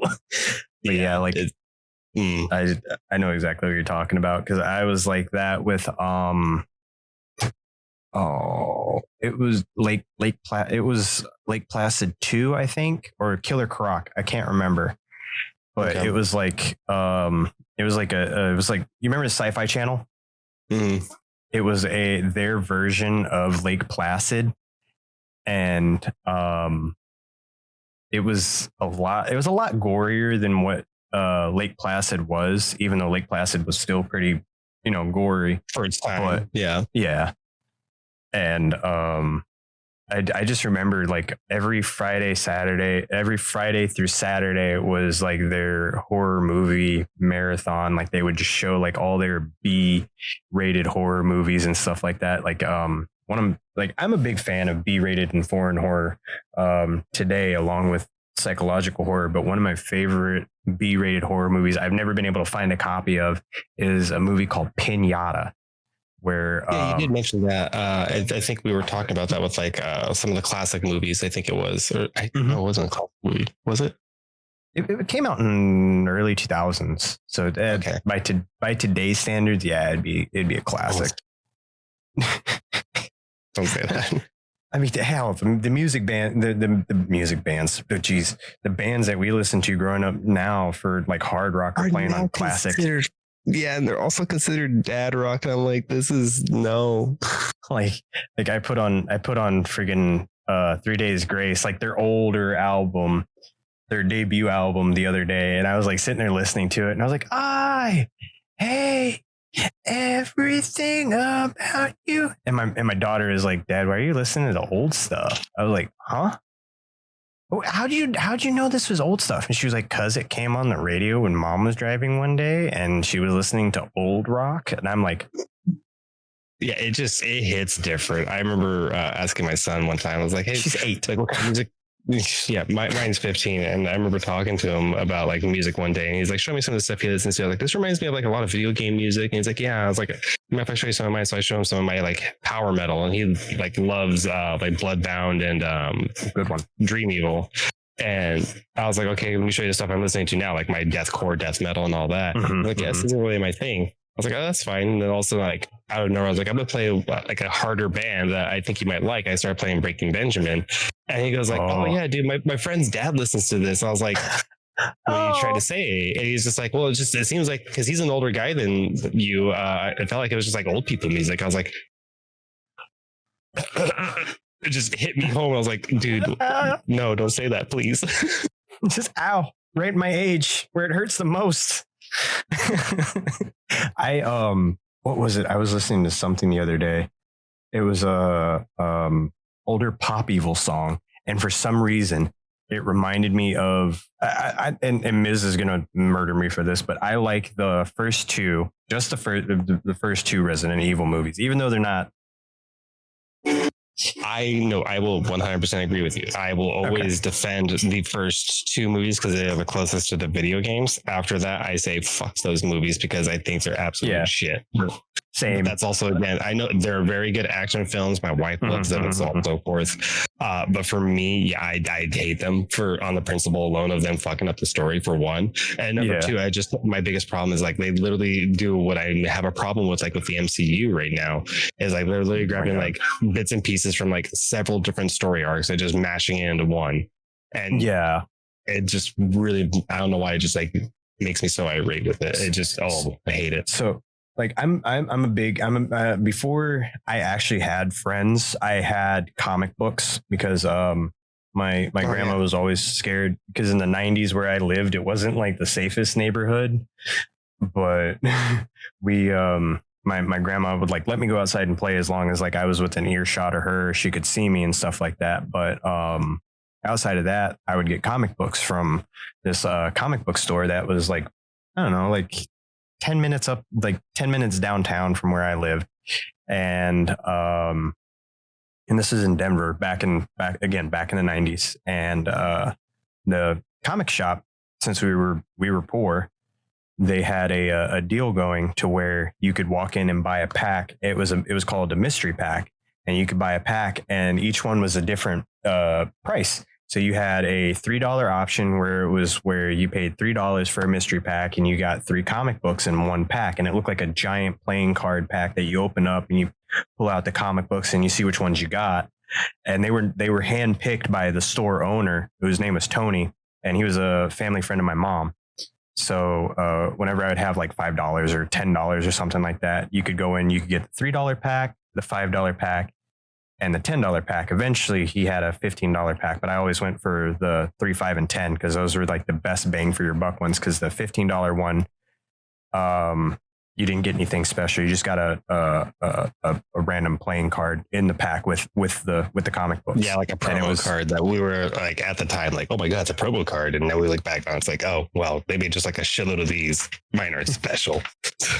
Like, oh wait, if I would have had that one Charizard card that came with that one pack I opened one time, I would be a multi-millionaire. God damn it. Who would have thought? Yeah, for real. But I would stick with anywhere between the $3 and the $10 pack, depending on what it was. Cause Tony, he knew what was in each one of the packs and he had them color coded on the top. He had like a little tab for red for Marvel, blue for DC, black for Dark Horse, and green for Detective Comics. Even though Detective Comics was what turned into DC. Yeah. But No, I know. I was to say, because my comic book store, my local one, when I was in my hometown, was the same way. But they also would have a $12 pack, but they would also have like different ratings. Like this is for the teen audience, and this is for the adults, like the more graphic ones. And fucking, oh my god, I loved those deals because it also introduced you to like new ones. Yeah. Because I would either go for because way back then I would always go for like the blue, the red, or the black, because I didn't my friggin' 6, 7, 8-year-old brain didn't know Detective Comics is DC. So I was like, why would I pick a third-rate knockoff of like old school Batman comic books when I can just get the new school Batman? Ha ha ha! Dumbass, those comic books are worth money. But we don't think about that back in the day. I mean, there's a lot of things I'm sure we had that are worth bang today. Oh, dude, I actually had a legit first edition copy of the first Hulk comic book when he was gray. I think if I were able to find it or like bring something back from the past, I had the original. I probably wouldn't even sell it as much money as it worth. I had the original 151 with the little fucking promo code or promo card that you got for seeing Pokemon the first movie. All of those were first edition. I had the full set, and then I had the first 2 sets of Digimon, all first edition. And I used to fucking have them all in my card holder. And yeah, if I found anything like that, I'd keep that, but I would not sell that thing because that was like such a fucking keepsake. I got what kids today call a god rare. I hate to say it like that, but it's what's new, because back then we just called it a rare pack opening. I got 3 holographic first edition Charizards that are worth $250,000 in one pack. And here's the funny part. You remember the old artistic Pikachu that didn't look like the Pikachu that was on TV? I got that card in the pack, and then I got a first edition Ditto card that was also holographic in that pack. And I traded 2 of those Charizards for a Mewtwo and a Dragonite. Both of them first edition holographic. I was going to say, looking back now, yeah, we were dumb. I mean, I remember my brother and sister had cards that we kind of bought together and stuff like that, but I gave away a lot of them. And they were like some of the original Marvel cards that would just come out that we had full sets of these things that we had duplicates on. So I was getting rid of the duplicates and stuff. And my brother fucking yelled at me one day. He's like, where the fuck are our cards? And I was like, I've been, giving away at school. And he's like, these are full sets that you're fucking up right now. I didn't know back then. But he was planning for that future because he knew he already learned from like my grandparents, my parents and stuff like that with like either coins or obviously like toys and stuff like that. Some of them are collector's items and whatnot. Yeah. So when my brother did that, I started doing that with Pokemon and so on and so forth. So it's just funny how like that cookie crumbles where like you don't realize it, but you do in some ways. And then you lose them throughout your childhood, obviously. And then like when you look back on, you're like, I remember having like 5 of that one card, and everyone said it was so rare or whatever. And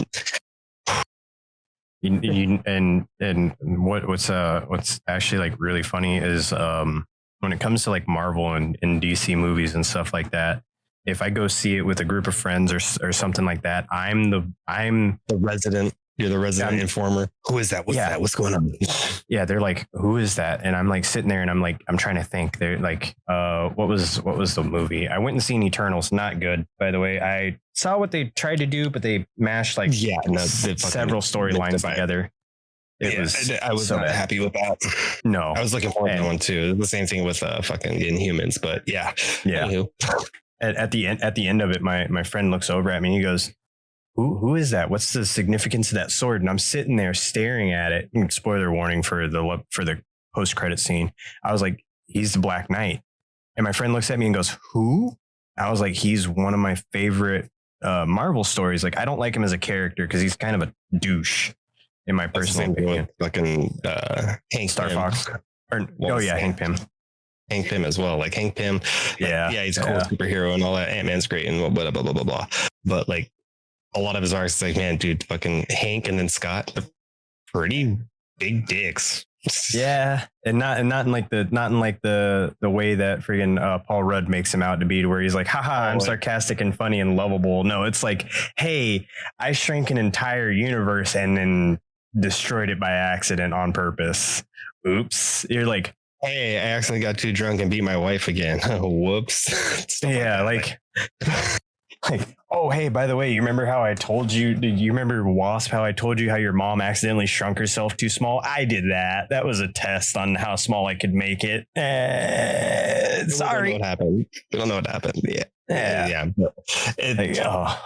It is definitely different, but I do appreciate what they're bringing. They're bringing a lot of new fans and so on and so forth to the comics. But I feel like what the problem that I have with it as well is the fact that like they're doing them an injustice by mashing these stories. Because when they're actually reading like actual story arcs, like, well, when's this going to happen?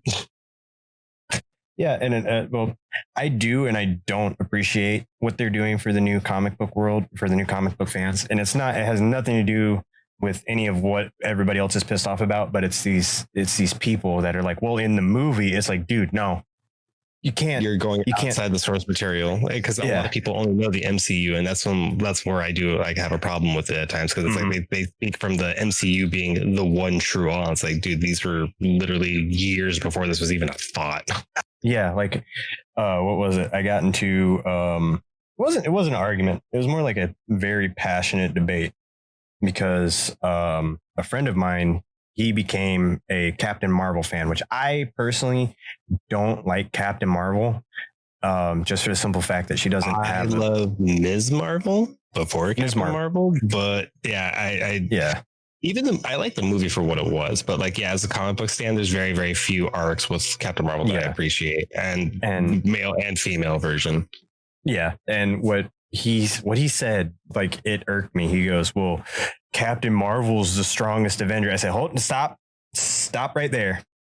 I said, Captain Marvel got her ass handed to her by Gladiator, by Sentry, and by the Blue Marvel.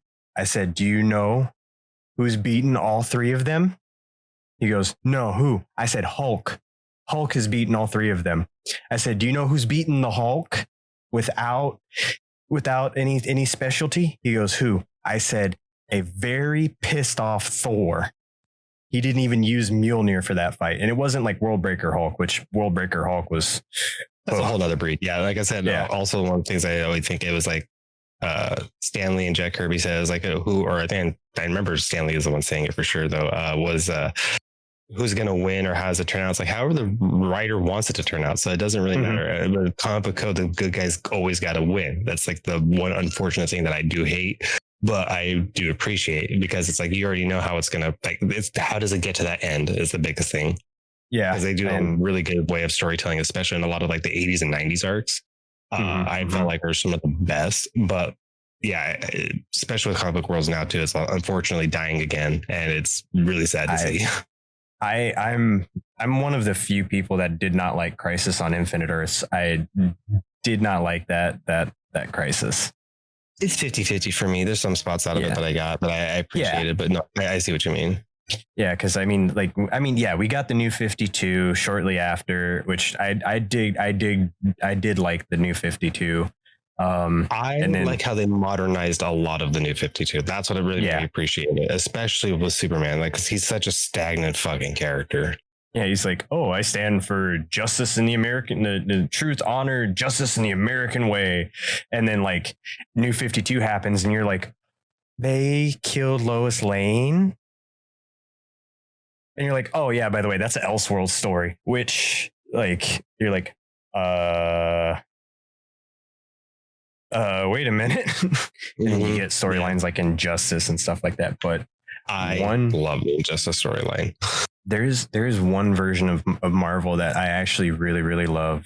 And it's a horror aspect of Marvel. DC has it too. It's the Dark Multiverse. And I'm reading through that right now. There's so many stories. There's ones about Batman, all the Batman from the Dark Universe, the Blue Beetle. Yeah. And it's there's a whole mini series from Bat Metal, which is the main series the main Crisis that they just came out with. And in that they have a bunch of mini stories of different superheroes that are in this dark multiverse that just did one thing different than they did in a previous story that was already in the thing. And now you're like, this is how this is the fucking place. And you're like, oh my God, the Blue Beetle's evil because he used Brother Eye after Bruce Wayne told him not to. And now he's sitting here letting Brother Eye take him over while he assimilates all of the Justice League members into this evil robotic nanomite thing. You're like, oh my God. But one group of stories that I really like from Marvel that was horror based was I can't remember what it was, but it wasn't the Ultimates, but it was I fucking hate the Ultimates. Oh my God. Ultimates are 50-50. There's some parts of them that I got that I liked, but the majority of the Ultimates is fucking terrible. Oh my God. I get that. I can understand that. But there was a slew of Marvel stories of like what would happen if like Peter Parker got bit by the radioactive spider in the real world, and he didn't turn into Spider-Man. He didn't turn into a giant spider like he did in a couple of the other stories. Man Spider. Sorry. He becomes this like fleshy homeless creature with a flesh-eating bacteria or flesh-eating virus that he can't cure. Hulk, Bruce Banner doesn't become the Hulk. He becomes a giant tumor, living tumor that can't die because he still has his regenerative capabilities. And there's just a bunch of stories like that. And I read a few of them. I read the Spider-Man one. It was like grim. Then I read the one about Bruce Banner, and Charles Xavier is a complete psychopath in this story. He becomes president. He starts locking up mutants. Anybody that's considered to be like some form of superhuman entity. He cuts off Quicksilver's arms and legs so that way he can't run really fast. He drives the Scarlet Witch crazy with his mental abilities. I think he imploded Jean Grey's head, or someone killed Jean Grey. Yeah, I don't remember. It's my favorite one would be the zombie universe, honestly. That's another good one. Yeah, I like the zombies. That was we actually got one of my favorite canonized Deadpool, and that was Headpool, where he's just a little zombie head with a little flying beanie thing, and I was just like, I like it. But that was a really messed up story. Oh my God. And see, this is what I love. Like, this is why I thought this would be a good idea, because it allows us to go through like memory lane for one, and two, like that show the things that like really piqued our interest with like comic books, movies, and games. Mm-hmm. Like it's refreshing going down this memory lane, but at the same time, it's like you don't realize how much you have still here in front of us now. But like, just seeing where it came from is just always my favorite thing. It's like early horror comics, movies, video games, and then seeing where we're at now, it's like, oh my God, such a beautiful time. Such a great time. One thing I will always defend is Scott McFarlane's Spawn comic books and his show that aired on HBO back in the 90s. I loved that just for the simple fact of how like it was like I loved the live action movie with Michael Jai White, but the first 3 comic books I read and the miniseries that came out on HBO hold a special place in my heart, because that's what really made me like this is going to sound weird, but that's what really made me like horror, because of the simple fact that the one scene where he stops the guy from trying to kill his ex-wife, and he just snatches him up into the tree, and he's like, I will make you regret everything. And like just the way he talks to him and scares him, doesn't kill the guy. He just scares him off. And I'm like, that was like a hardened mercenary, and he just played with his mind. I love this. Like, one of the things that make me love Spawn, amongst other things, is like, it's one of the few times that like I love like religious horror aspects. That's why like I feel like The Conjurings, like especially biasism with James Wan, the first one. Fair. But like religious horror is like one of my favorites, even though like I'm not a very religious person. But they're hit and miss with me, very, very much so. But like I feel like a lot of the good ones that do happen, like hold a special place for me. But the reason why I love Spawn that way is because, again, it's that like religious aspect for one, but two, how violent it was is just fantastic. Like it's one of my favorite comics, video games growing up. And then one of my reasons why I absolutely love Keith David, because like him voicing Spawn. So good. So good. Fantastic. I love the fact that Keith David's voice, like he voices different characters. Don't get me wrong. Like he voices Spawn, Goliath, and a bunch of other characters. Halo 2. Like he does a lot of voices. He's Goliath from Gargoyles. Like there's a lot that he has done. But like anytime I hear his name, I only see one of fucking two things. I either see him in The Thing or he Spawn. Like that's the only two things. For me, honestly, it's the only two things that I actually see him in is either Spawn or Gargoyles, because his voice his voice is actually what made me love that cartoon, because it was like its presence was so demanding and just like it was soothing at the same time. You're like, I can trust that guy. It was like oh my god, Peter Cullen for Optimus Prime. It's that same feeling. Yeah.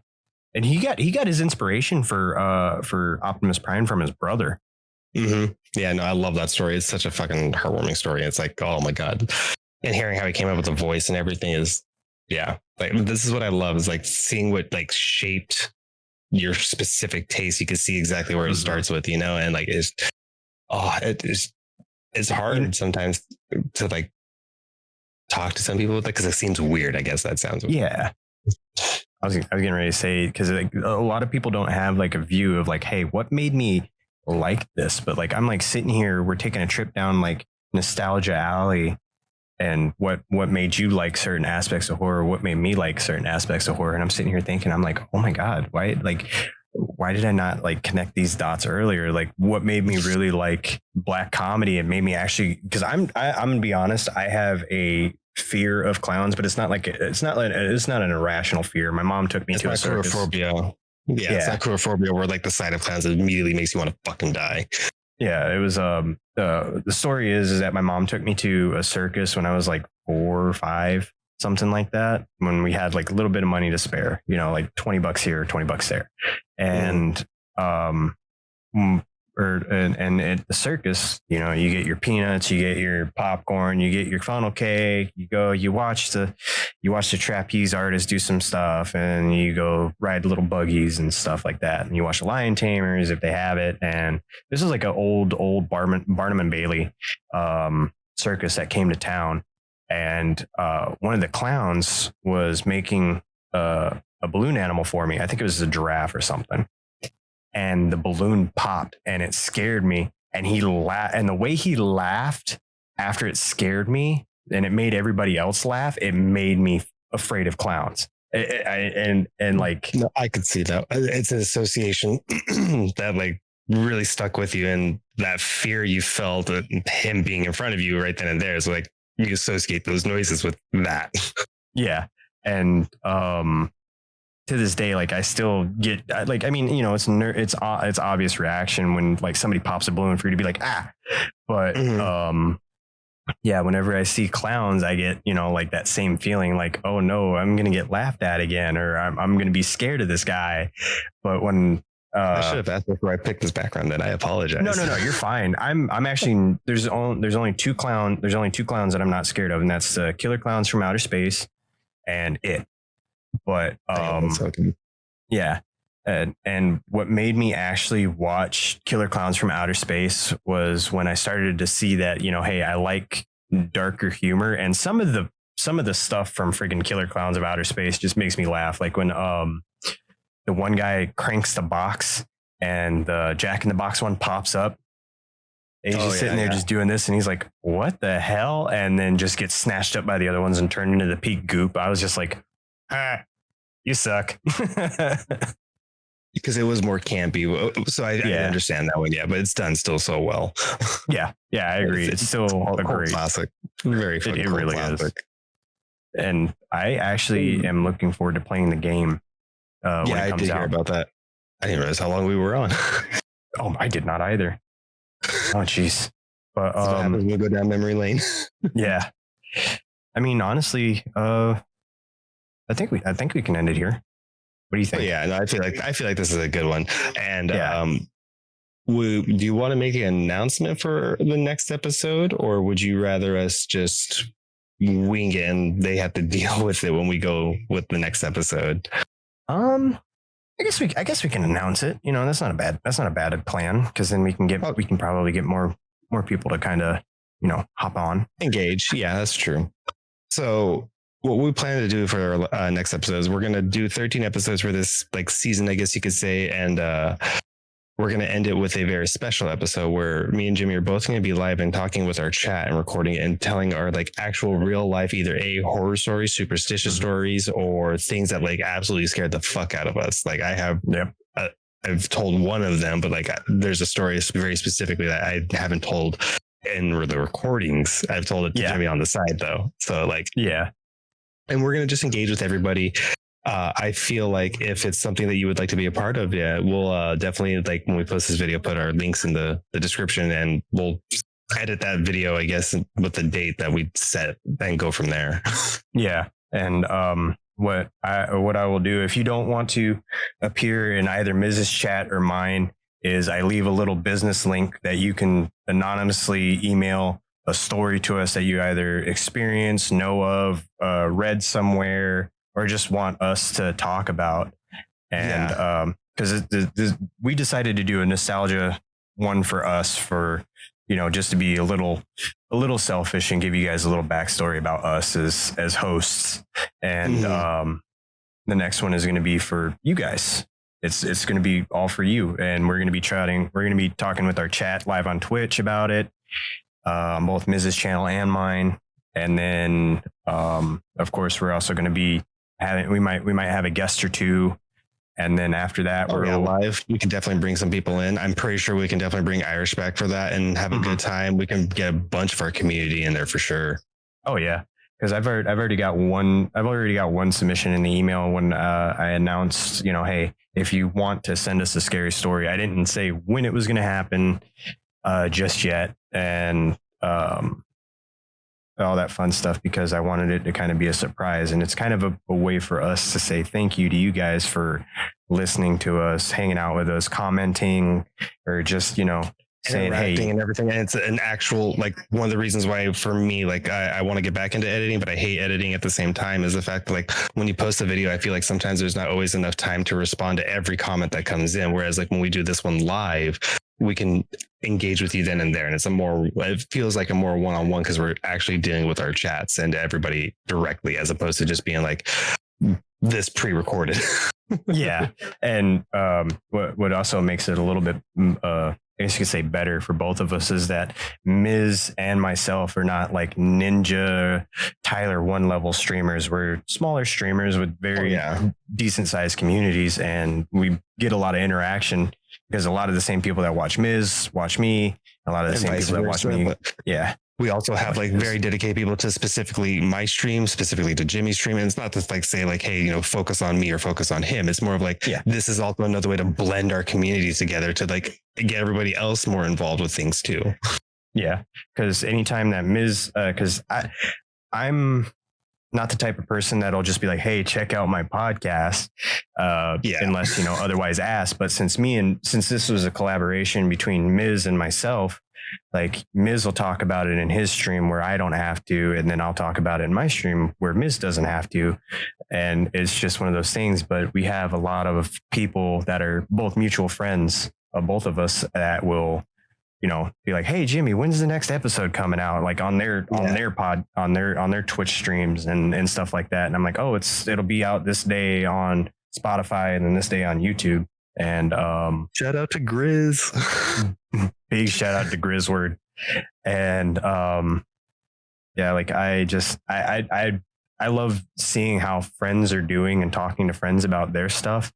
But I've never wanted to be like, oh, by the way, I did this today. Ha ha ha. Yeah, like let me do a shameless plug right here and focus on me. Like if it was one of those things that like we felt like one of us was taking over on the other, we definitely would have already had that conversation, because that's what I feel like makes it work so much better, is that it's like we'll talk like texting each other, or like just like this, like before we record, we go off like on long stories. I love it.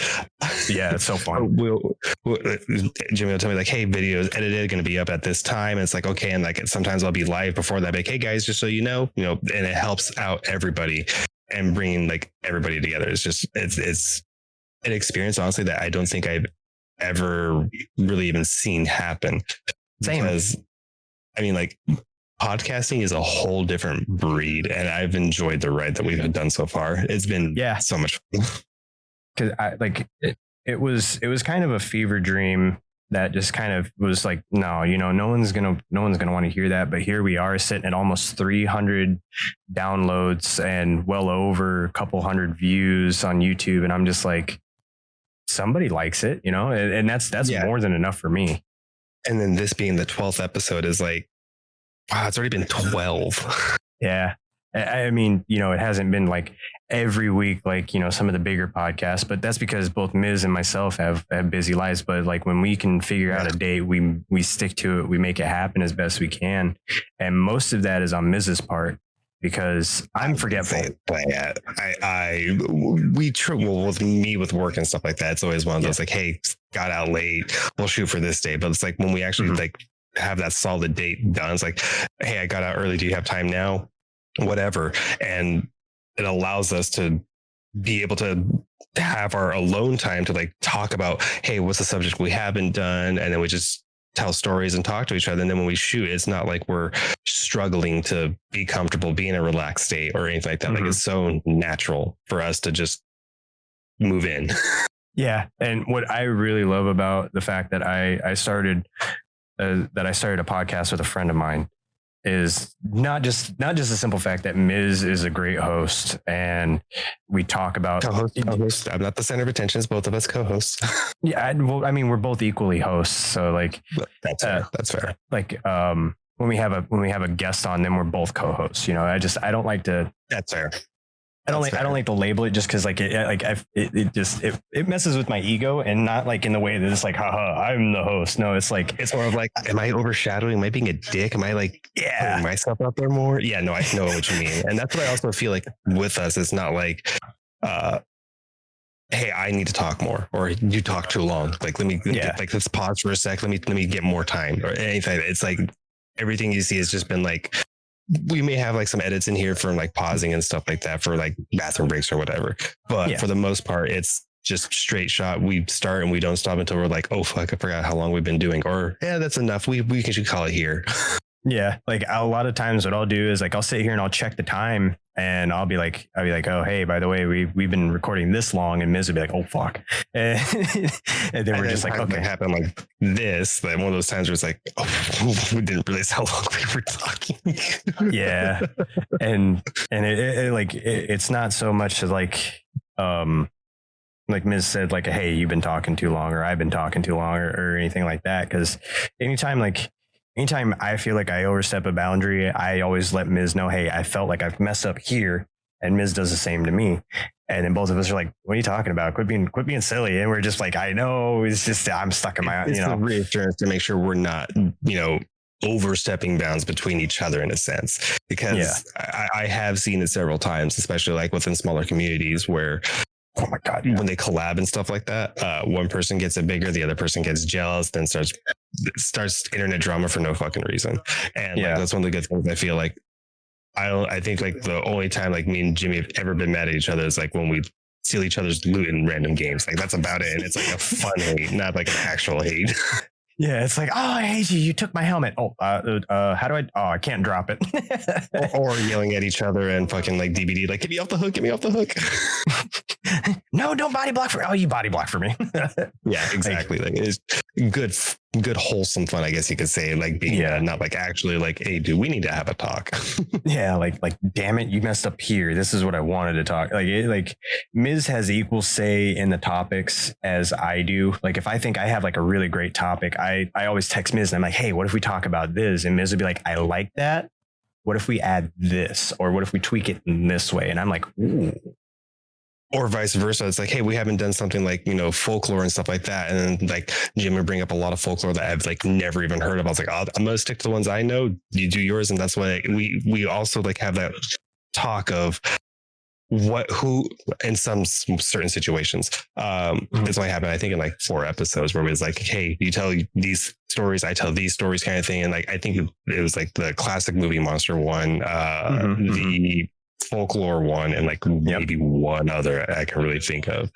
And I like that way, but I also like when we do like what happened today with it is just, we go down memory lane and it's just like story after story and just subject after subject, like so seamlessly, and then be like, oh fuck, we lost track of time. Yeah, because I knew Miz's experience were going to be different than mine in a lot of ways, but we were also going to share a lot of similarities. Just for simple fact, we're from the same generation, so we experienced a lot of the same generational, I guess you could say, hardships, whatever you want to call it, as far as experiences. I would say more than anything, because like it may have been like, let's say, different points that happened for me in 7th grade happened for Jimmy in like 9th grade, or vice versa, or some other shit. But it's like we have that same experience in one way, shape, form, or another. It's like very refreshing. That's what I love about today's age, is like you can connect with people like this without ever meeting them and still have that shared experience. And you're not feeling like that loser or weirdo. Like maybe it was just me, and then like you find all these other people. It's like, no, dude, I fuck about the same way. It's like, oh my God, thank you. Yeah, when I figure out the name of that, because Bear told me the name of that freaking anime at one point in time. But as soon as I find the name of that anime again, I'm going to let you know about it, because it came out again before Adult Swim, and really before the real big boom of anime was like the show and jumps that came out for our generation. Yeah, I know there was a lot of them, because that's like, I didn't even know about like Fist of the North Star for the longest time. Oh, dude, that show is it's so good, but so funny at the same time for me, because he's just like, I'm gonna punch you one time right here and your head's gonna explode. And I was just like, yeah. Or like one that I also use too is like, I really did grow up with like the show and jumps, the fucking Dragon Ball Z, Gundam, Big O, Zoids, all that stuff. But then like I didn't realize how much that overshadowed like other animes. Like I didn't know about Berserk for the longest time, and then when I found that, it was like, oh my God, where has this been all my life? Yeah, and now that the initial author has passed away, someone who was under his tutelage as far as like drawing, story writing, and all that fun stuff is taking the mantle and is continuing the story in his memory. And I'm like, I'm excited for the new chapters, but how are they going to end the story? Because where they're at in the story is a very pivotal, it's a very pivotal point. And I'm just like, oh my God.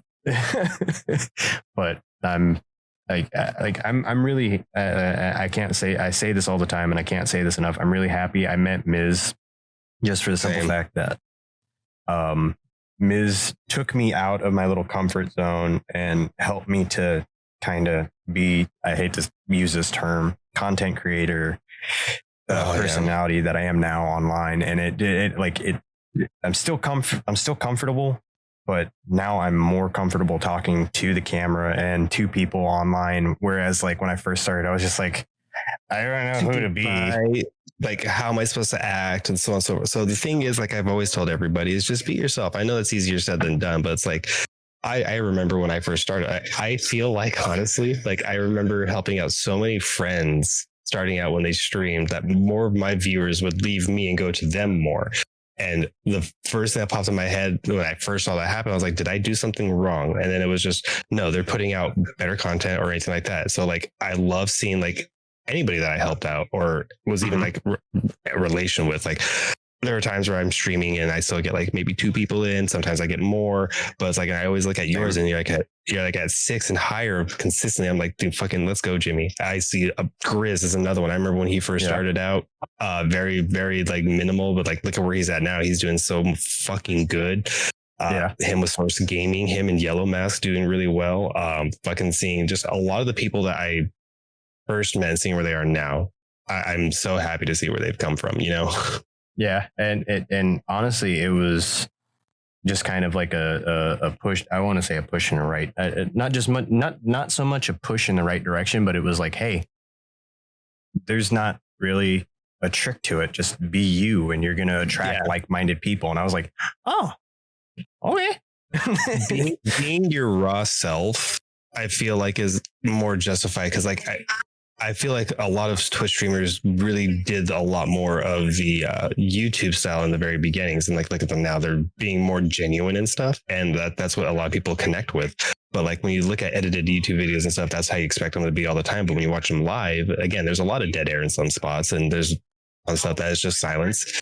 And it happens, but like I love that the immediate interaction. That's why I love like the live streaming content more recently than anything, is because it's direct communication, as opposed to I have to wait for them to upload their video, write a comment, and hope they see it, kind of thing. Yeah, and if you actually look at our comments on YouTube, I try to respond to as many as I can. And then I tell Miz, hey, I responded to this comment this way. I put this in there, or he goes through and he reads them, because I don't keep signing in and throw in my 2 cents. I'll like put underneath it or whatever. It's a fantastic dynamic that we have, like being able to communicate that well with each other without having it to be like, all right, Jimmy, I'm just here to record, by never not happening on anything else or blah, blah, blah, and just dipping out. Yeah.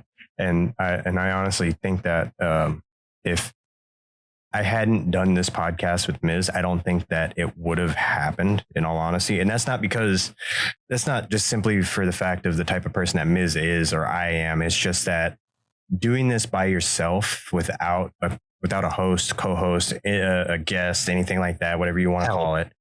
Yeah. Help in general.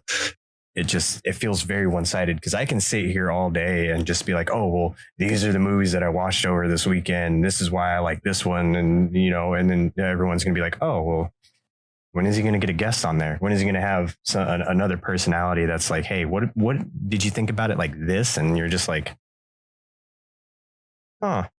Or also in the sense too, when it comes to like that solo content, it's like you have to almost like be like how certain TikTokers or like bigger channels are, where it's like you have to break down this entire thing and show how much you actually know about insert this one movie. And it's a lot harder trying to do that content. And I can attest to that, because doing solo content for me, it requires so much research, because I learned how to say certain words that aren't native to the English tongue or any of the other languages that I do speak somewhat. And I'm doing investigative research on the background of it, where it originated, who told it first, and what did X, Y, and Z contribute to this. And I feel like if I did that with movies, I would drive myself insane, because if I gave like a full breakdown of the thing, I might as well just turn on the director commentary in the background and then just mouth the words as they mouth the words as they say it. And as you see right here, we used a prosthetic, and I'm just sitting here just. Yeah, it's a different breed, and like always having someone like, even still just like as small as it sounds, like just be there is like mountains of help. Yes, because honestly, I think that while our first episode may not have been our best yet, if you go through, and I'm not saying that you have to watch every single one episode in like if you do, great, and if you like a certain one more than any of the other ones, that is perfectly fine. Mm-hmm. But if you go through and you watch like where me and Mrs. comfort level went from like here, which is like, normal for us, to what I consider now here, where it's like I'm feeding off Mrs. energy, Mrs. is feeding off my energy, and we're just rolling with it. I feel like it's like gotten so much better, because now even when we play games, we're talking like certain things and certain aspects of like what we've talked about in previous episodes, and we're like, hey, I didn't think about this initially, and we're like, and it's like also another way for us to kind of like not revisit, but like also go back to some of the ones that were like, hey, we didn't have enough time for this. We could still continue off of this, like with folklore and some of the other ones, and or like continue, like again, we could do like almost, I would say like every like fifth, like let's say we do like 3 seasons of this, guys, and let's say like every 5th episode we could do like upcoming movies, because we don't know how long this can go, and consistently keep this going. And it's just having someone that you have that comfort and trust with is amazing, and it's so hard to find. I'm so happy that like me and Jimmy like met and like literally felt like we knew each other for years after like a month. Yeah, if even that. Like, it's really like it's easy for me to make friends, but it's hard for me to make friends that last long because normally I rub some people the wrong way, or me and them just have a falling out. And it's not like a disagreement on one party or the other. It's just like, hey, I'm doing this now, you're doing that. My schedule doesn't really line up to where we can do this anymore. And it's like, okay, that's fine. And just drop out of contact. I mean, I can say that with like several, like even streamers just still stream today that's happened with. And it's just not like, again, malicious intent or being like, hey, fuck you. It's more of just life happens and things change. That's literally all it is. Like whenever Miz happens to move from where he's moving from to where he's moving to, we're probably going to be on a brief hiatus. Don't know how long that's going to be. I don't want to throw anything out there, but I'm willing to ride this train till the friggin' wheels fall off. As long as we're on the track, and even when we're off the track, I'll still be there. I don't think we've had much of a track. We're building it as we go. Yeah, it's just like put down. Are you putting in the spike? Okay, you're putting in the spikes. Yeah. Do we have the cross railings? We'll think about that later. Where it's like the episode of Tom and Jerry where he's on the toy train just laying down the tracks as he goes. Yeah, exactly. Best thing. I couldn't have asked a better person to like be doing this with.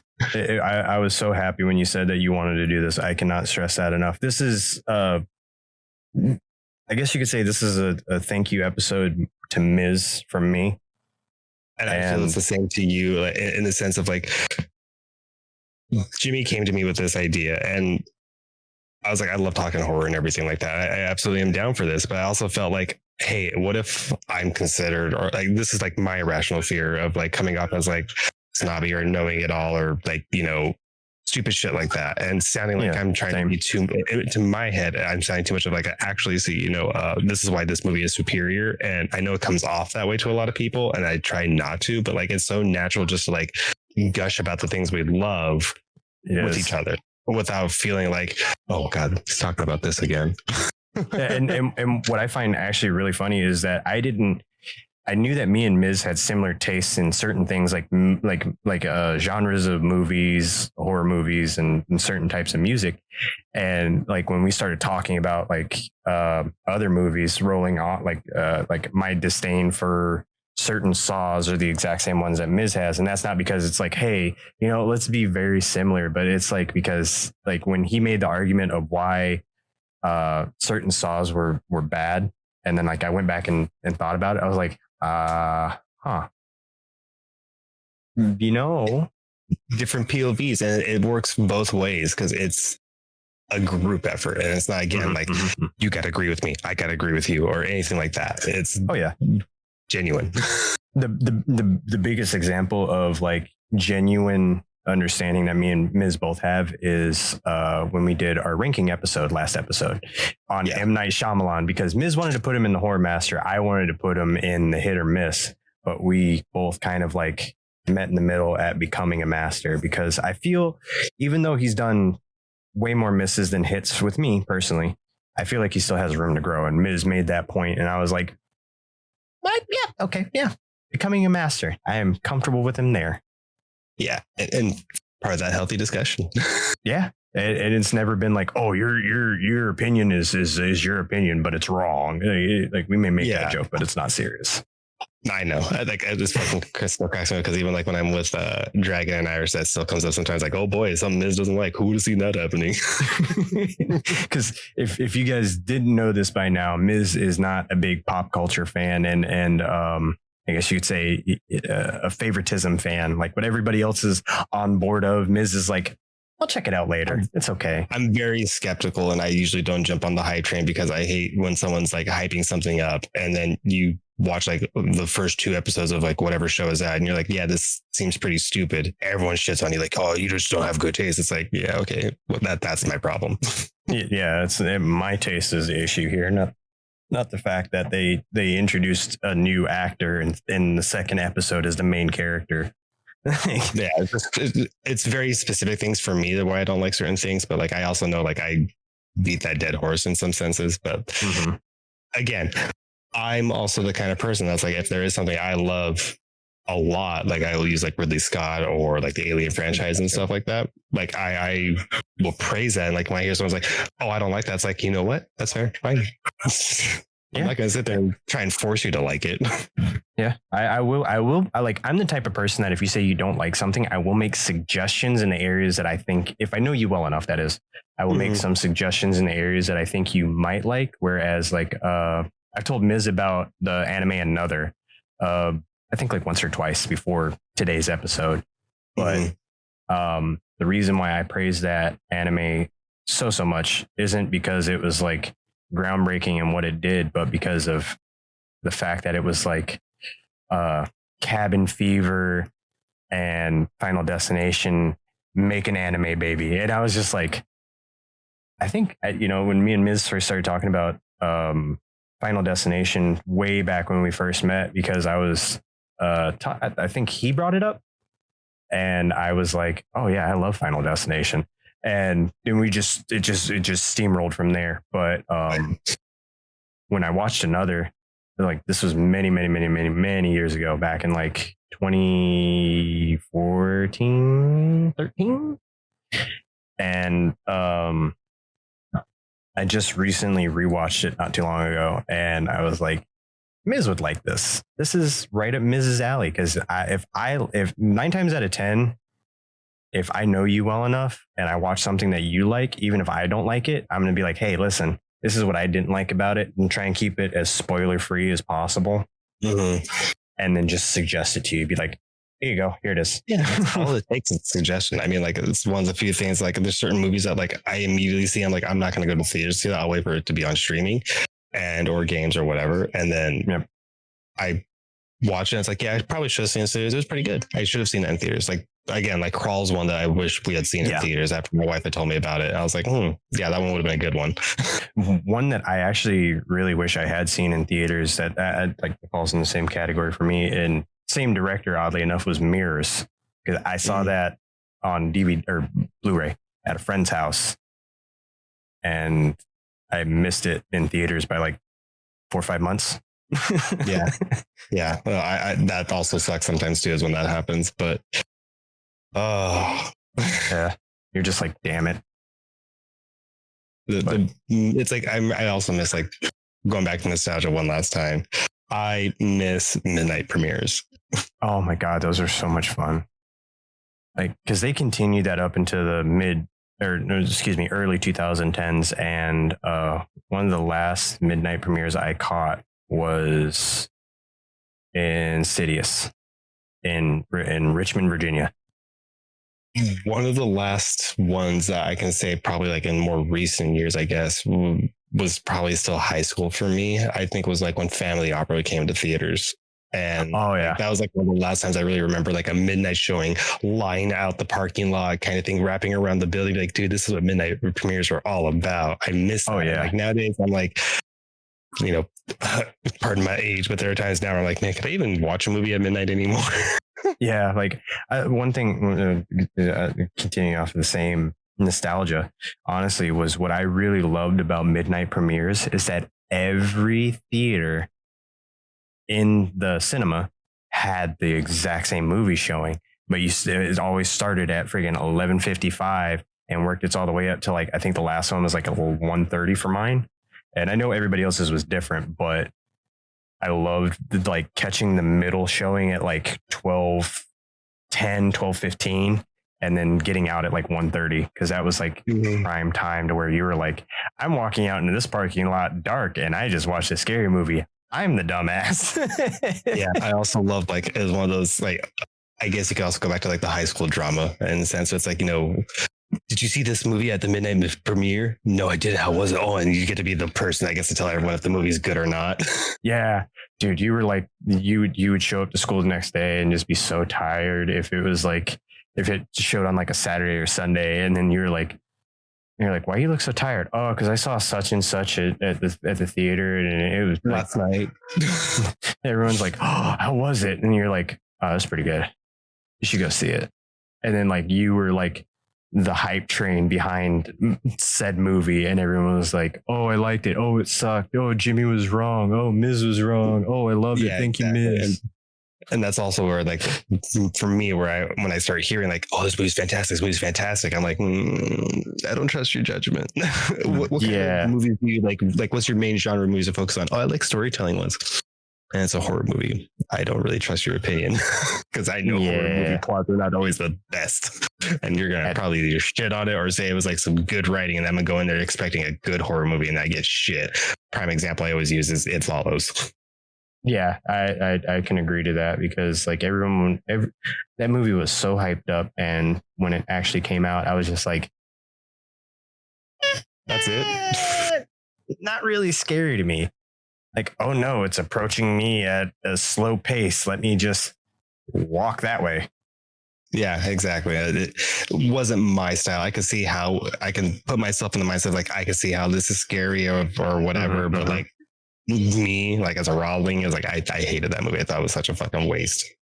Yeah. And I feel like if they would have changed certain aspects of it, it could have been way scarier instead of it. Oh yeah, there's so many aspects they could have definitely changed to make that movie like very, very terrifying. I just felt like they made it too teeny boppy and safe, and it was like very like just.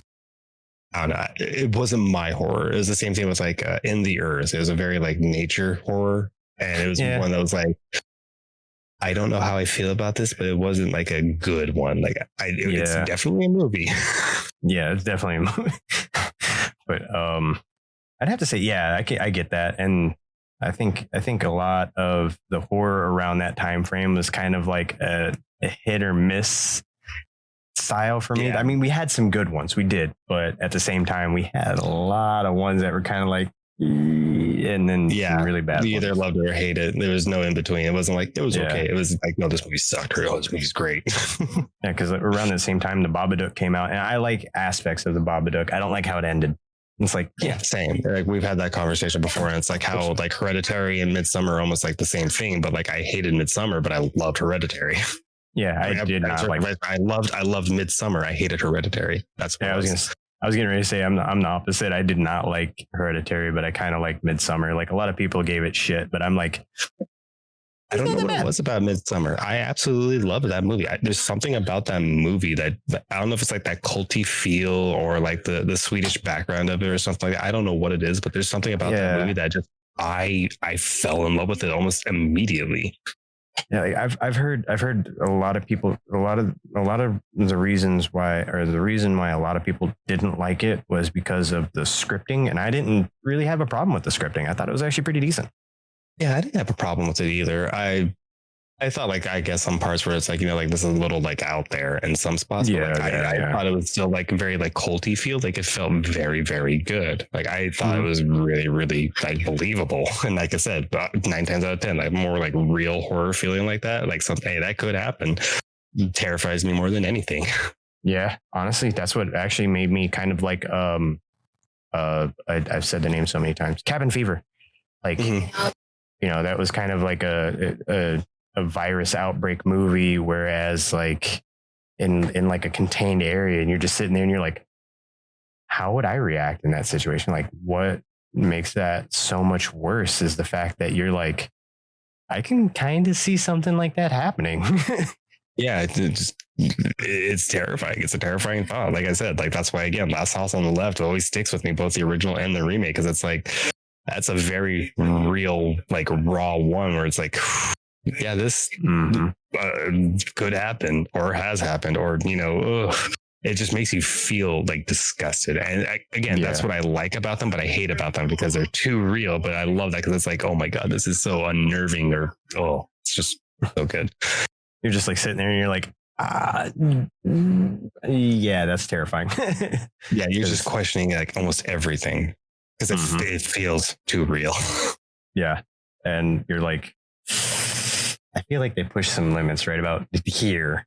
Rest of that, yeah. I could deal with this and I could deal with this, but this very specific like minute and 14 seconds, I kind of wish I had erased from my memory. Hey, how do I scrub my eyeballs safely with bleach? Yeah, exactly. But I feel that. But yeah, this is definitely a thank you to you guys and to Jimmy and for having me here. Like I'm honored and I appreciate everything. And this is I have to say, this is a thank you from me to Miz and you guys as well for being with us through the ride. Even if you started after whatever episode and started watching all of them because you liked certain aspects that we were talking about, what have you, as long as first episode. Yeah. Like even now, if you guys enjoyed any part of anything that we've talked about, I appreciate you. Miz appreciates you just for the simple fact that we like to entertain people. We like to make people think. We like to make people laugh. We like to make people smile. And the fact that we from our genuine audience, like we actually care about it. Like I understand, like a lot of people say that, and a lot of people fluff that up a lot. But it's like I feel like engaging with the community 9 times out of 10 is way more important than whatever the fuck is on the screen or whatever I'm playing or whatever we're talking about. Because like without you guys, this is nothing. Yeah, because even if we only have like take the numbers away, take everything that we've done thus far away, take it back to square one. For me personally, it's as long as one person enjoys it, other than myself, other than Miz, because I hate hearing my own voice. That is more than enough for me. Yeah, if one person finds it entertaining, that's all that's worth it. More people join, that better, but we're not like demanding it or asking it. Just like if one person is enjoying the ride so far, this ride will keep going. It's not like subscribe or else. Like no. No, exactly. It's like the genuine like thank you. Like if you're the one person on that one video that has like one view, or whether you're one of the many that's in the 20s 30s or whatever, every single one matters, and we appreciate everything you guys do for us. Yeah, from whether you're the first view or the last, we appreciate you all equally. And that's like a parent saying like, I don't have a favorite kid. No, like genuinely, thank you. For us, genuinely, yes, thank you. It's a big thing. And you'll meet a lot of new people if you guys end up coming to like our live streams and stuff. And like some of our mods definitely are like some of the most welcoming people in our communities. Oh yeah. And they will make sure that you feel right at home, whatever you know, if you like, even from Miz, myself, and a bunch of our friends, we don't care if you're a lurker, a chatter, whomever, as long as you're enjoying us or enjoying whatever we're doing, that's more than enough for either one of us. If you're willing to sit there and have our audio on and just deal with us, that's more than enough. It really is. I love it. It's so good. But genuinely, thank you all. Thank you, Miz. I got to say, you know, from the first episode to now, my appreciation for the person right next to me, even though he's not right next to me where I can reach out and grab him, has increased. And big hug. Oh, yeah. And eventually someday, hopefully we'll be able to do one to where I just move this microphone right in between me and Miz and we can sit here and chat eye to eye. Oh, yeah. That'd be great. That day is going to be fantastic. I am so looking forward to that day. That's going to be great. I'll let you pick the background and we just sit here. I'll move the camera back and then we just scoot back and sit in the green screen and just laugh it up. Oh yeah. It's going to be a blast. There's going to be so many videos that are going to come out from that visit for sure. Oh, so many videos. Speaking of which, have you guys heard about Only? No, I'm kidding.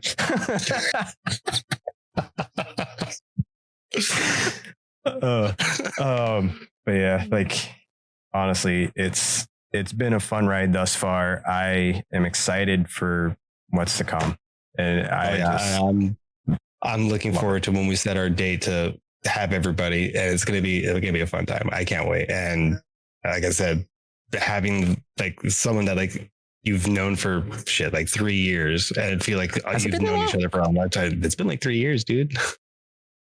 You're right. It has. Yeah. Because it doesn't feel like it. No, like the bond that like we instantly kind of like shared. You were like, hey, I was in the Army. Hey, I was in the Marines. And we just started talking about horror. Like, it was blossomed into this amazing thing. I'm so happy. Oh yeah, big time. It's been one hell of a ride, even though like on the first episode to now, like we've kind of spitballed some topics. We've done some stuff. I've enjoyed every minute of it and I would not change anything we've done thus far. the only thing I would change is allowing us enough time and or more time to be doing these. That's if it wasn't for real fucking life, that's like the only thing I would change. Like, I enjoy every single day we do this. Like, I look forward to it. And it's like, hey, when we start today at X, Y, and Z time, hey, I got off early and we can start sooner, and just gives us so much more time to like fine tune what we want to do. Yep. And then that's normally the day that, oddly enough, I've noticed that that's normally the days that we don't have a topic. Exactly. Like, oh shit, we sit here and talk for like a couple hours, and then we don't realize we could talk for a couple hours. Okay, let's come up with a subject, and we're like talking the subjects back and forth, and we pick one. It's like, right. And then that's sometimes where you hear us like laughing in the beginning of a video because we like fuck up in the intro or fucking like, mention something stupid right before we hit record, and we're both like trying to fight. Like, it's just like, I wish I would have kept all the cuts that I made with all the bloopers where like I was like, hey, welcome to the shit. And stuff like that. It's all the small things that, like, because what'll happen is I'll do something stupid. Miz will start laughing, not in a way to like make fun of me, but to be like, that was kind of funny. And I'm just like sitting here, and then I start laughing, and I'm like, okay, start over. And then like, it's like, hey, we got the shot that we're going to be using as our intro, but it's like, you can still see both of us trying not to like laugh. It's like, okay, we got to get through the intro before we say anything. Because I remember the first episode, we shot that intro 4 times. Because I kept fucking up. It was like, it's something we gotta get used to. We got how we gotta do the introduction. It's like it took a while for us to get to where we again comfortably can do this now, but it's still just it's great seeing, like, again, it's only been what 2-3 months, but it doesn't even seem like it's been that long. Yeah, because it's been just a little over 100 days. I think we're coming up on 120 days so far of the episode. So it's been less than 4 months. It doesn't even seem like it's been that long. Yeah.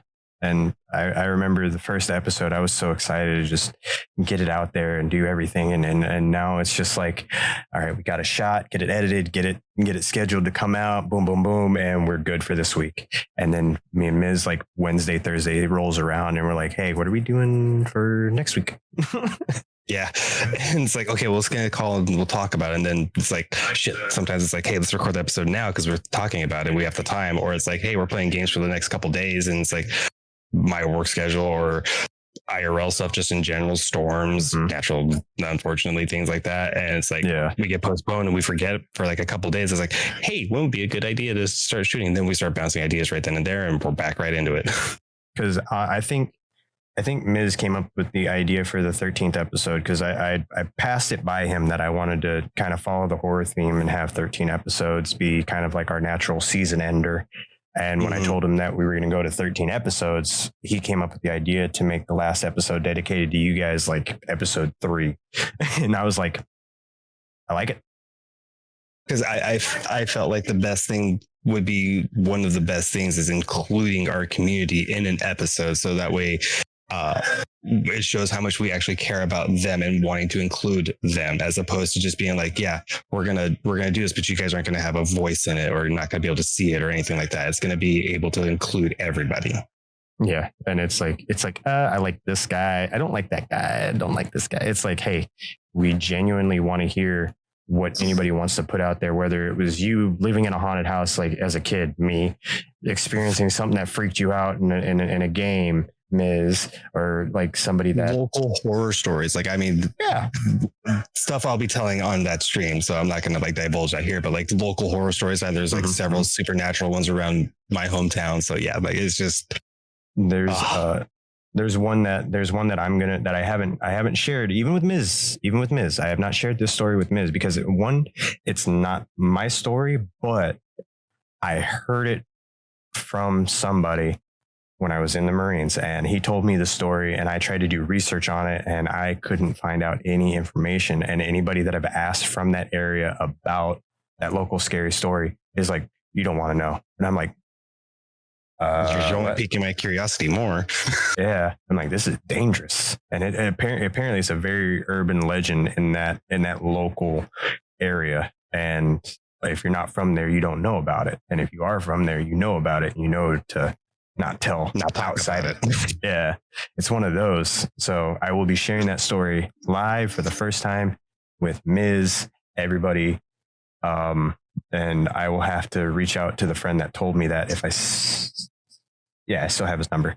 I'll reach out to the friend that told me that story and get a quick refresher on like exactly what happened. It's going to be great. And I can't wait to see you guys there. It's going to be fantastic. I just, again, can't say it enough. Thank you. Yeah, I'm with Miz on this. Thank you all so much. And this might sound weird. Take it how you take it, as invitation from both Miz and myself. Come as you are and enjoy the time that we share. Like that's the best way I can put it. Yeah, and it's gonna be fun nonetheless. Oh hell yeah! And we look forward to doing this for you guys every time, whether it's one or a million. It's gonna be the same level of gratitude every time. Oh yeah, and we'll definitely. I don't know if we'll do the live for like every season, but I feel like if we did do that as a closer, I think we could come up with ideas to make that work. But I'm still looking forward to like the new ideas we can come up with. How can we change it or update or bring more? Yeah. And we already have some stuff planned for next season due to from another fan that actually gave a really good suggestion to me and Miz. No spoilers yet. Yeah, so we can't talk about these ones yet. Yeah. So red tape cross and all that fun stuff. Next season, we already got a few subjects to talk about already, because these last couple episodes were planned minus this one. This one was just kind of off the cuff type of thing. Miz idea. Literally right before we record, I'd say maybe like 15 minutes before we started recording. Because we were already taking a trip down nostalgia avenue, and you were like, hey, what if? And I was like, I'm listening. And just this episode, and it's definitely one of our longest ones, but very, very good. I'm super happy with how this turned out. Yeah, and I've got to figure out what to do for the thumbnail. I might need to borrow a Miz face and a my face for this one. So totally fine. I mean, either way is going to be great. Oh yeah, it's going to be great. And again, I can't say this enough. Thank you. And I look forward to seeing you guys on the next one. See you guys in the next one. Take it easy. Bye.